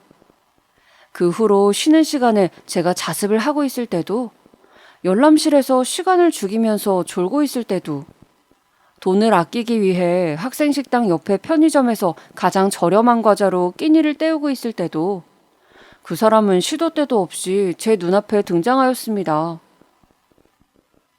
죄송한데 혹시 저 따라다니시는 건가요? 맞아. 내가 너보다 1살 위니까 말 놔도 되지? 너 혹시 내일 시간표가 어떻게 돼? 같이 점심 먹을래? 네? 제가 왜 그쪽하고 점심을 먹어요? 왜? 그러면 안 돼? 너 보고 사란 소리 안 해. 내가 살 거니까 너는 몸만 와. 내일 학생 식당에서 같이 점심 먹기다. 그러나 저는 다음날 점심시간에 학생 식당으로 가지 않았습니다. 학교 안에 있는 매점에서 삼각김밥을 하나 사다가 그걸 혼자 까먹었어요. 그랬더니 다음에 저랑 마주쳤을 때 그 사람이 화를 내면서 다가오더군요. 자기를 왜 바람 맞췄냐면서요. 저한테 왜 이러시는지 모르겠는데 이러지 마세요. 저랑 있으면 괜히 안 좋은 소리 듣게 되실 거예요. 좋지 않은 소문만 생길 거라고요. 그러니까 제발 좀 다가오지 마세요. 저는 무덤덤하게 그 사람을 밀어냈습니다. 벽을 세워가면서요. 하지만 그 사람은 굴하지 않았습니다. 자기는 남들이 무슨 안 좋은 소리를 하든 간에 신경 안 쓸 거래요. 그냥 제가 궁금하고 제가 알고 싶어서 다가온 거라고 하였습니다. 정말 혼란스럽더라고요. 제 인생은 지독한 외로움과 고독으로 점철되어 있었습니다. 고작 20년 살았다고는 믿어지지가 않을 정도였죠. 체감으로는 최소 30년 이상은 산 것 같았거든요. 그런 저에게 왜 그 사람처럼 누가 봐도 멀쩡한 사람이 먼저 접근을 해오는 것인지, 저한테서는 아무것도 뜯어갈 게 없었는데요. 설렘보다는 의문이 앞섰고 기대보다는 두려움이 컸습니다. 저는 제 앞가림조차도 힘들어서 허덕이는 신세였으니까요. 그럼에도 그 사람은 저에게 계속해서 다가왔어요. 먹을 거 챙겨와서 제 옆에서 먹고 나눠 먹자고 하면서 자꾸 먹을 걸 주고, 자기 수업 끝나면 다시 또 와서 제 옆에서 공부하고, 지치지도 않고 이걸 매일 반복하는 겁니다. 서서히, 그러나 분명히 제 마음이 움직이기 시작하더군요. 얼굴도 예쁘게 생겼잖아. 이런 사람이 내가 좋아서 이럴 리는 없어. 그러니까 동정심이겠지? 만에 하나 정말로 내가 좋아서 이렇다고 한들 내가 지금 연애나 할 때야? 그럴 시간에 아르바이트 하나라도 더 해야 돼. 이런 독한 마음가짐으로 저 자신을 달래보았으나 한번 움직이기 시작한 마음을 멈추게 하는 것이란 불가능했나 봅니다. 그런 저를 파악이라도 한 것인지 그 사람은 저에게 정식으로 고백을 해왔습니다. 사귀어달라고요. 눈가에 도끼만 가득 차 있고 인상도 차갑고 아무도 저랑 안 친해지고 싶어하는 저 같은 사람이 진짜로 좋아서 지금 이러시는 거예요? 제가 떨리는 목소리로 저런 멍청한 질문을 해버렸을 때 그 사람은 환하게 웃으면서 고개를 끄덕여 주었습니다. 이때 진짜 누가 제 머리통을 망치로 내려치는 줄 알았어요. 머리가 띵하니 어지럽고 심장은 두근거렸죠. 떨림을 숨길 수 없었던 저는 제 인생의 첫 연애를 그 사람과 하게 되었습니다. 그 사람은 다른 자기 나이 또래의 여자들과는 좀 많이 달랐습니다. 제가 그랬듯이 말이죠.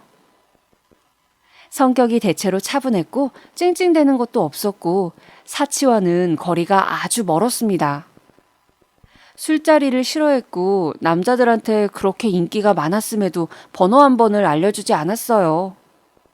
책임감도 강하고 다부졌죠.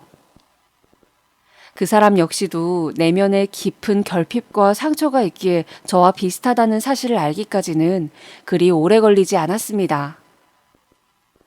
부친이 잦은 바람을 피웠고 그로 인해 가정이 큰 고통을 받았었대요. 그러더니 언제부턴간 술만 마시면 엄마랑 나를 그렇게 때려댔어. 복날에 개처럼 두드려 맞는다는 표현은 그럴 때 쓰면 딱 맞는 표현이었을 거야. 이혼을 안 해준다고 난리를 쳐서 엄마랑 나는 결국 집을 떠나 도망을 쳤어야만 했고 정말 지옥 같은 나날이었어. 나중에 그 사람의 부모님은 결국 이혼을 하셨다고 했습니다. 그 후로는 편모 가정 안에서 그 사람은 살아왔대요. 가난에 쪼들려 살아도 부친이 있었을 때보다는 훨씬 행복했다고 합니다.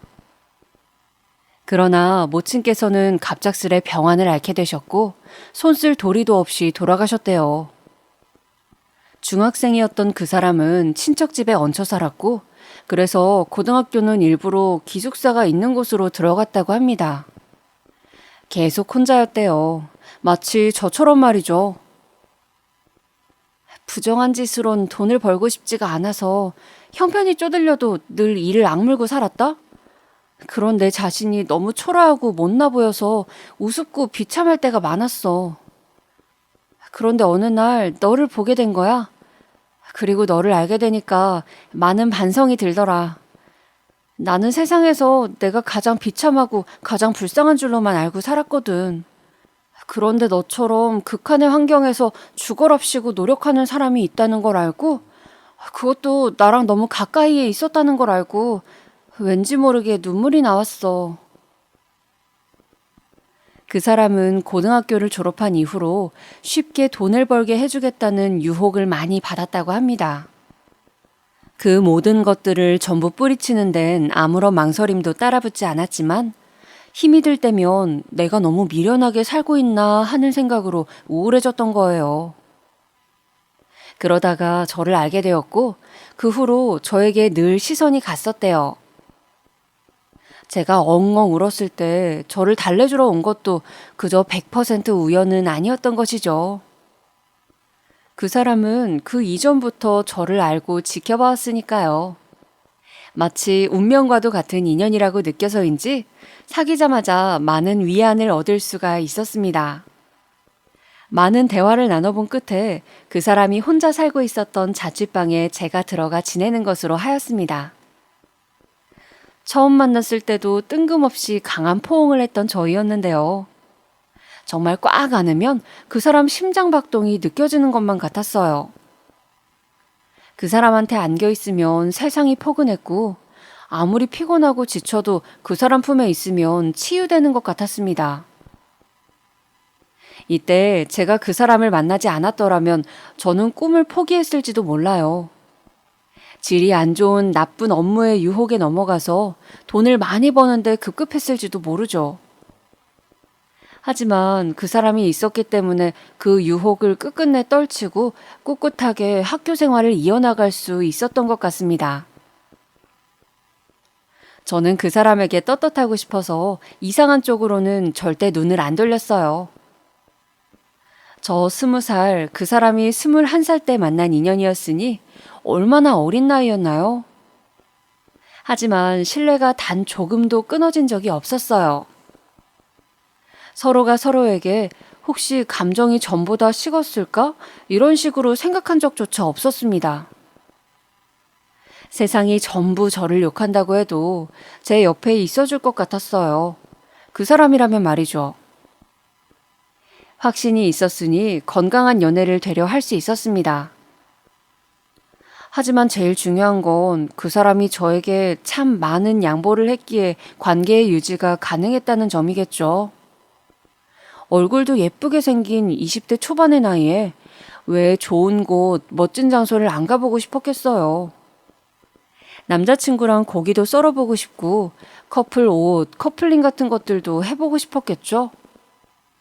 여름이면 물놀이도 가고 다 해보고 싶었겠죠. 하지만 제 옆에 있음으로써 그 사람은 많은 걸 생략해야만 했습니다. 그렇게 신뢰를 바탕으로 만나가던 어느 날이었어요. 제가 아르바이트를 하고 있던 카페에 찾아온 그 사람과 마주보고 앉았습니다. 그때가 한가한 시간이었거든요. 그런데 그 사람이 진지하게 그러더라고요. 우리 앞으로 더 오래 만날 거잖아. 이렇게 너 일하는 곳 말고 다른 곳에서도 너랑 있고 싶다. 아니면 주말 아르바이트를 종일 말고 아침만 하는 것은 어때? 주말 저녁에는 둘이 좀 같이 있어 보자, 어? 그 사람이 왜 전에 없이 진지한 눈빛으로 저에게 그런 말을 했는지 저는 그 이유를 알고 있었습니다. 겨우 20대 초반의 나이, 인생에서 가장 팔팔하고 건강해야 할 바로 그 시기에 저의 건강이 안 좋아지고 있었거든요. 하도 몸을 혹사시키고 살아서 그랬는지 언제부턴가 귀에서는 원인불명의 이명이 들려오기 시작했습니다. 이게 심할 때는 삐 울리는 소리가 뇌를 뒤흔들었어요. 그러다가 과로로 쓰러져서 병원에 실려간 뒤 응급실에서 눈을 뜬 적도 있었죠. 아프면 돈 쓰기 아까우니까 그냥 집에서 죽은 듯이 누워 있었습니다. 그러면 그 사람은 제 옆에서 해줄 수 있는 게 없으니 울먹거리면서 제 팔다리만 주물러주는 겁니다. 코피도 자주 났어요. 자다가 일어나서도 코피를 질질 흘려대니까 그 사람이 그 장면을 목격하고는 기겁을 했습니다.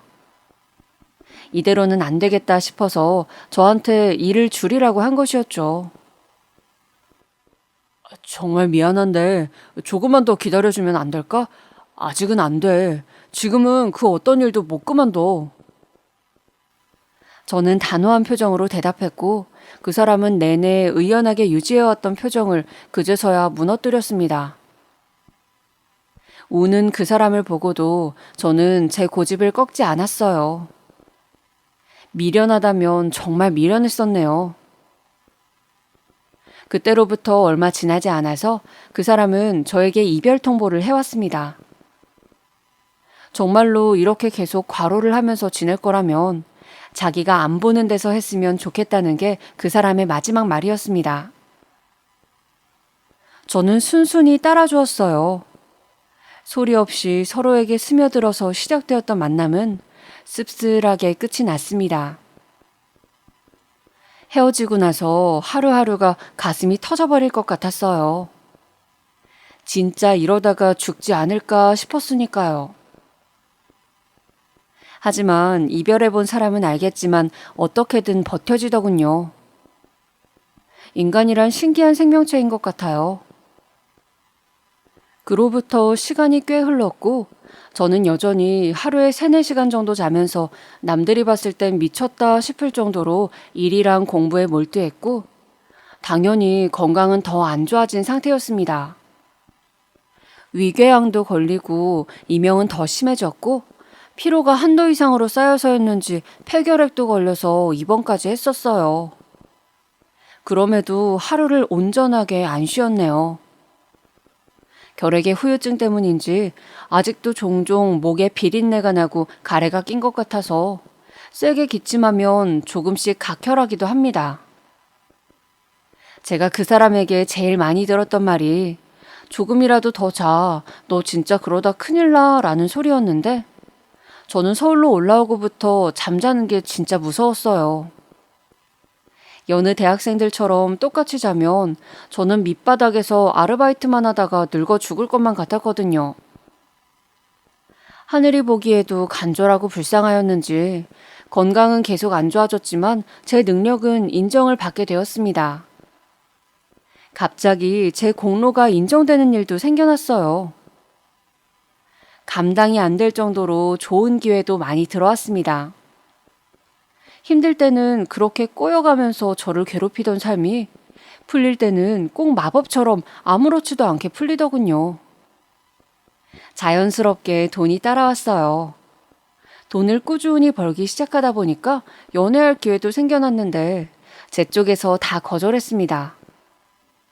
저라는 사람이 다시 누군가를 만난다는 게 상상이 안 갔거든요. 그렇게 지내던 어느 날이었어요. 회사 선배가 저한테 여자 소개 좀 받아보라고 성화를 부리는 겁니다. 평소엔 친하지도 않았던 사람이 그러니까 어렵게 느껴지더라고요. 거절할 도리가 없어서 알았다고 했죠. 그래서 날짜가 돼서 자리에 나가보니까 그 사람이 소개팅 상대로 앉아 있는 겁니다. 이게 대체 어떻게 된 일이야? 내가 아는 사람한테 물어봐서 부탁했어. 너랑 다리 좀 놔달라고. 솔직히 그 사람을 다시 만나는 상상을 안 해본 건 아니었습니다. 그런데 실현이 되니까 말문이 막히더라고요. 제가 너무 못해줬던 과거만 떠올라서 얼굴을 보자마자 미안했고 죄책감이 앞섰습니다. 하지만 그 사람이 저를 다시 잡아주었어요. 이번에야말로 서로를 위해서만 살아보자면서요. 그 앞에서 제가 차마 객기로나마 거절의 말이 안 나오더군요. 저를 처음 이끌어줬던 그 사람의 손길을 따랐던 것처럼 저는 이번에도 그 사람의 손길을 따르기로 하였습니다. 몇 년의 공백이 무색하게 저희는 다시 끈끈한 사이가 되었어요. 이걸 두고 저희는 운명이라고 부르기로 하였습니다. 저희는 타인을 쉽게 믿지 않았고 남에게 깊은 속 얘기를 안 하는 사람들이었고 속이 썩어 문드러지는 걸 어떻게든 숨기는 사람들이었고 괜찮은 척 아무렇지 않은 척 하는 게 숨쉬듯이 익숙한 사람들이었어요.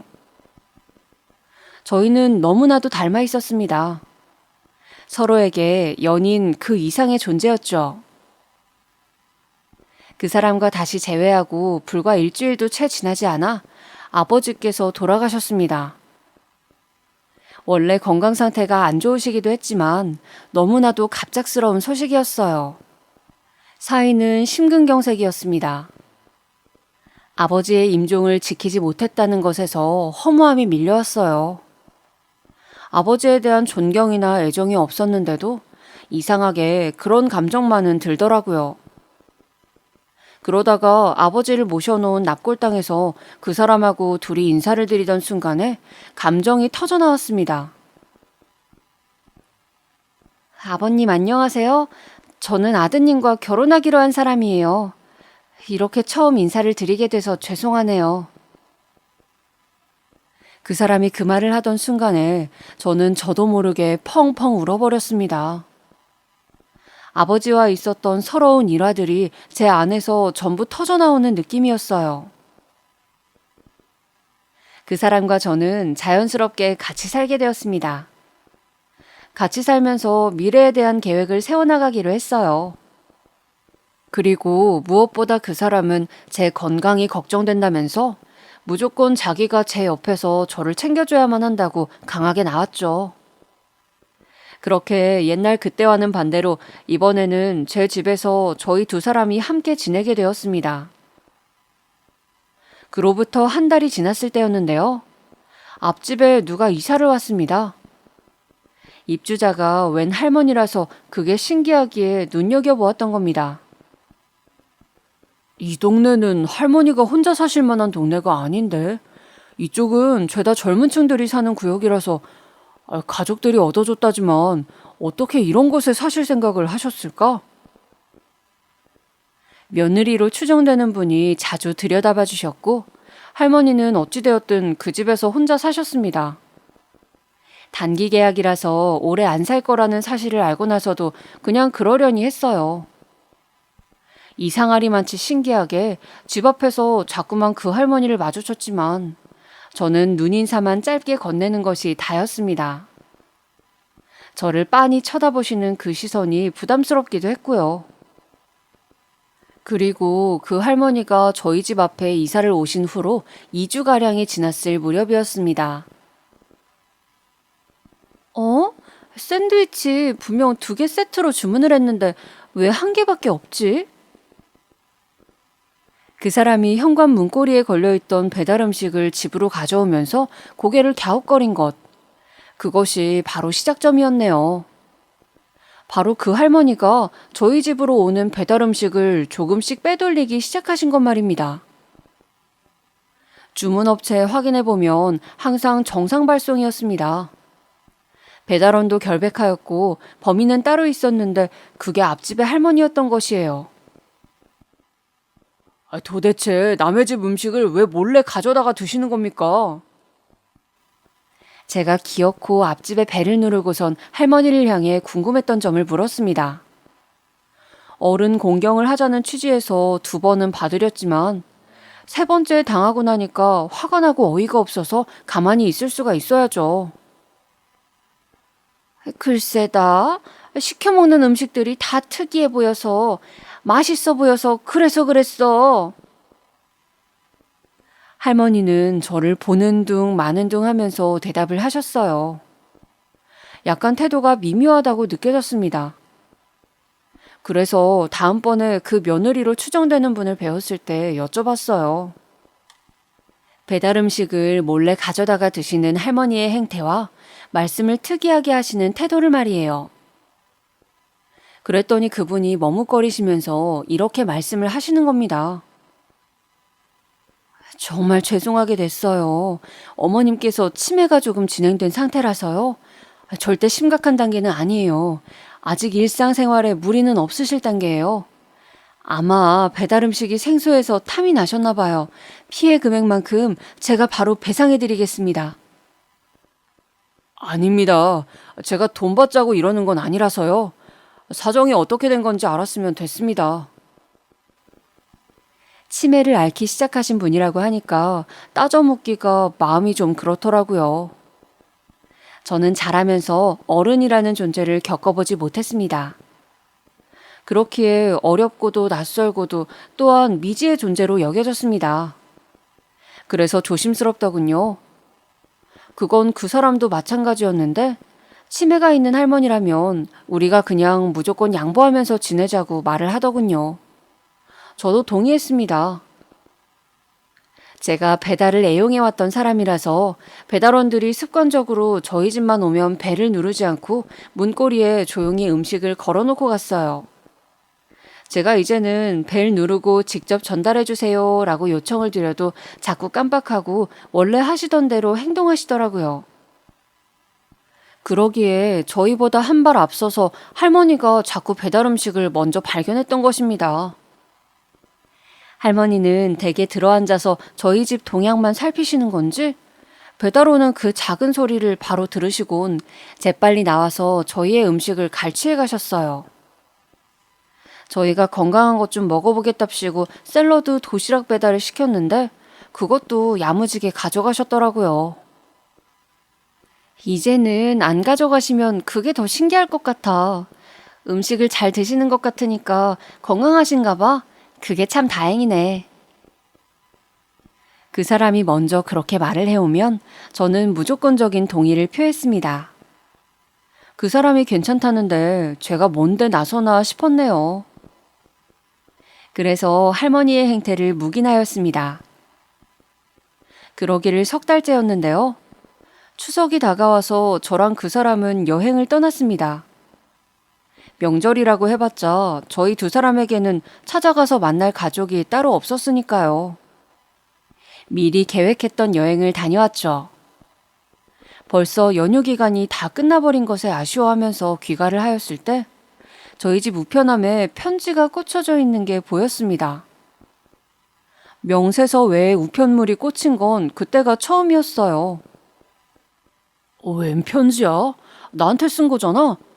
그리고 우표가 안 붙여져 있네? 정말? 그렇다는 말은 우체국을 통해서 보낸 게 아니라 직접 우리 집 우편함에 넣어놨다는 얘기잖아. 대체 그거 뭐야? 누가 쓴 거야? 집으로 들어서자마자 저는 그 편지를 뜯어보았습니다. 봉투에는 제 이름만 쓰여 있었거든요. 최진석 앞, 이렇게 아주 간단히 말입니다. 하지만 안에 든 편지지를 펼쳐본 순간 편지의 첫머리에 진서가 고맙다라고 적힌 것을 본 순간 저의 심장이 철렁 내려앉았습니다. 어떻게 이런 일이 있을 수가 있어? 앞집에 할머니? 저는 도저히 믿을 수 없어서 넋이 나간 채로 중얼거리면서 편지를 읽어 내려갔습니다. 진서가 고맙다. 이날 이때까지 건강하게 잘 살아줘서. 나는 지금까지 살아오면서 단 한순간도 너를 잊은 적이 없단다. 너의 곁을 떠난 지 얼마 되지 않았을 때는 내가 두고 온 그 어린 아들이 눈을 감아도 선명하게 보이는 것에 잠을 이루지 못했었지. 나는 너무 나약했고 또 비겁했기에 너의 손을 놓아버리고 내가 이룬 가정을 뒤로 한 채 집을 떠났었어. 그 무렵에 나는 네 아버지란 사람으로부터 반드시 죽여버리겠다는 협박을 나날이 받고 있었고 제정신이 아니었지. 그러다가 네 아버지가 너를 데리고 가서 다른 여자와 바람을 피우는 광경을 목격하곤 미쳐버렸던 거야. 나만 빠지면 가정이 잘 돌아갈 것만 같은 생각, 그것에 크게 사로잡혔던 어느 날 나는 짐을 싸서 집을 빠져나왔어. 멀리 멀리 거처를 옮긴 이후로는 다시 집에 가보질 못했지. 네가 성인이 된 나이가 되었을 때 다시 집으로 돌아가 봤지만 너는 없었고 네 아버지의 손찌검만 나를 반겨주었어. 내가 죽었다고 너에게 말을 했고 너는 그걸 믿은 채로 엄마라는 존재를 전혀 찾지도 않으면서 컸다는 네 아버지의 말을 듣고는 상심해버렸나 봐. 네가 행복하게 잘 살고 있다는 얘기를 듣고 그것으로 만족하며 발길을 돌려버렸단다. 세월이 흘러 네 아버지의 부고를 접하게 되었고 나는 먼 발치에서 너를 지켜보았어. 늠름하게 커버린 너를 보면서 네 지난 인생이 궁금해졌고 네 옆에 아리따운 아가씨는 어떤 사람일지 궁금해졌지. 나에게는 많은 시간이 남아있지 않기에 더욱 그랬던 것 같구나. 죽을 날을 받아놓으니까 세상에 무슨 미련이 또 이렇게 생기는지. 너와 앞집에 살면서 되도록이면 너를 자주 보고 싶었단다. 네가 만난 그분은 나의 며느리가 아니라 나와 오랜 인연을 맺어온 사회복지사 선생님이셔. 나의 바람을 듣고는 묵묵히 도와주셨지. 내가 죽고 나면 네가 나라는 존재를 강렬하게 기억해줬으면 하는 욕심이 생겨서 어느 날 네가 시킨 음식을 몰래 하나를 빼왔단다. 그러고 나니까 네가 나에게 관심을 보이더구나. 나를 보면 먼저 인사를 건네주었고 오늘은 날씨가 좋다는 말도 해주었지. 그게 기뻐서 그만 내가 자꾸 네가 시킨 배달 음식에 관심을 가졌었나 봐. 우리 아들이 뭘 먹고 사는지 그게 어떤 맛인지 궁금하기도 했고 내가 너무 못났었지? 이런 사람이니까 너같이 멋진 아들을 두고 떠나버렸었겠지. 나를 원망해도 좋아. 나에게 아무런 감정이 없는 것보단 그 어떤 감정이라도 좋으니까 나를 기억해줬으면 좋겠어. 내가 비록 가진 돈은 얼마 되지 않는다만 그것이라도 괜찮다면 받아주겠니? 지금껏 몰래 가져다 먹은 배달 음식 값이라고 생각하면서 받아주련. 같이 있는 아가씨하고는 결혼할 거지? 내가 보기에는 아주 잘 어울리는 한 쌍이야. 앞으로도 멋진 인생 살아가길 바란다. 너에게 직접 나설 용기조차 없는 못난 엄마가 사랑하는 나의 아들 진석이에게. 눈물이 앞을 가려서 그 편지를 다시 읽고 또 다시 읽고를 반복한 끝에야 오롯이 문장들을 눈 안으로 담아낼 수 있었습니다. 제가 아려오는 가슴을 치면서 오열할 때 편지의 내용을 알고는 깜짝 놀란 그 사람이 바로 집을 뛰쳐나가서 앞집의 문을 두드렸습니다. 그러나 저희가 추석 연휴를 즐기고 오는 동안 이미 집은 비워진 상태였죠. 그분이 나의 어머니셨구나. 돌아가신 게 아니었구나. 지금까지 내가 잘못 알고 있었던 거야. 만약에 진작 만나뵐 수 있었다면 내가 다르게 살았을 텐데. 아니, 지금이라도 바로 알아배웠어야 했는데. 만감이 교차하였습니다. 제가 살아온 인생의 모든 순간들이 제 머릿속을 스쳐갔어요. 아주 옛날 사진 속에만 남아있었던 어머니라는 존재가 현실에 지금까지 계셨다는 사실이 저를 미치게 만들었습니다. 당장에 주민센터부터 찾아가서 어머니를 찾을 수 있는 방도를 문의했습니다. 등록 주소지는 확인할 수 있었지만 그것뿐이었어요. 그 사람과 다급하게 찾아가 본 그곳에는 어머니가 계시지 않았습니다. 이미 옛날에 그곳을 떠나신 모양이었죠. 집주인에게 연락을 해서 앞집에 계약을 했던 사람들의 정보를 물었습니다.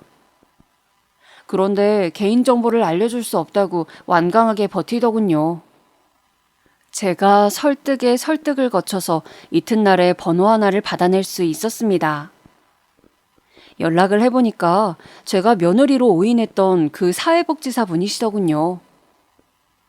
어머니를 꼭 만나 뵙고 싶으니까 주소를 알려달라고 간청드렸습니다. 저랑 그 사람이 떨리는 마음을 안고 도착한 곳은 병원이었습니다. 그리고 이미 어머니의 의식은 흐려져 있을 대로 흐려져 있었습니다. 순식간에 상태가 나빠졌다고 하였습니다. 마치 저희 집 앞집에 계시는 동안에는 기적이라도 일어나 잠깐씩이나마 괜찮으셨던 것 같다고 사회복지사 분께서는 그렇게 말씀해 주셨어요. 어머니, 저예요. 저 막내 아들 진석이요. 늦둥이 진석이요. 제가 얼마나 외롭게 살아왔는지 아세요?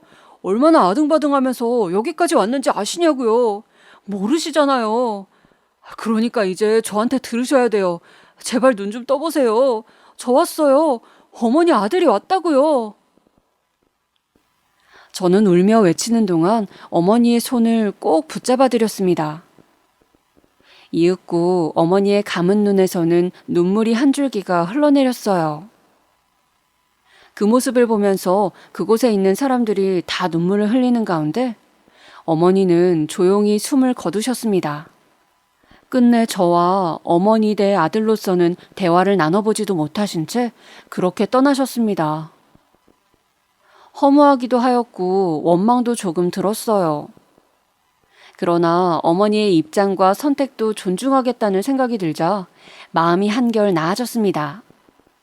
생의 마지막 순간에 저를 찾아오셨다는 사실 하나만으로도 왠지 모를 위안이 되더라고요. 어머니는 돌아가시면서 저에게 유산으로 약 7천만 원가량을 남겨주셨습니다. 저는 이 금액의 일부를 어머니가 생전에 좋은 추억을 보내셨다는 복지센터와 관련 시설에 기부를 하였습니다. 어머니와 절친하게 지내셨던 사회복지사분께도 그분이 완강히 거절하시는 걸 이겨내고 얼마간의 돈을 드렸어요. 이제 부부가 된 저희 두 사람은 나머지 금액을 저희가 부부로서 새 출발을 하는데 보태기로 하였어요. 그럼으로써 영원히 어머니의 존재를 기억하고 절대 잊지 않으려고 합니다. 저라는 존재를 이 세상에 태어나게 해주신 분이 바로 어머니셨죠. 때로는 내가 왜 태어나서 이런 고통을 겪어야 하나 싶은 원망 섞인 생각도 하면서 살았지만 지금은 전혀 그렇지 않습니다. 그리고 이제는 저 자신을 위해서도 건강과 행복을 찾아가며 살아가려고 노력 중이에요. 지나간 날들보다 저에게는 다가올 날들이 분명 더 멋지리라는 걸 저는 알기 때문입니다. 별 볼 일 없는 저의 이야기 지금까지 들어주셔서 감사합니다. 여러분의 인생에 멋진 순간들이 많이 남아있기를 제가 기도해드리겠습니다.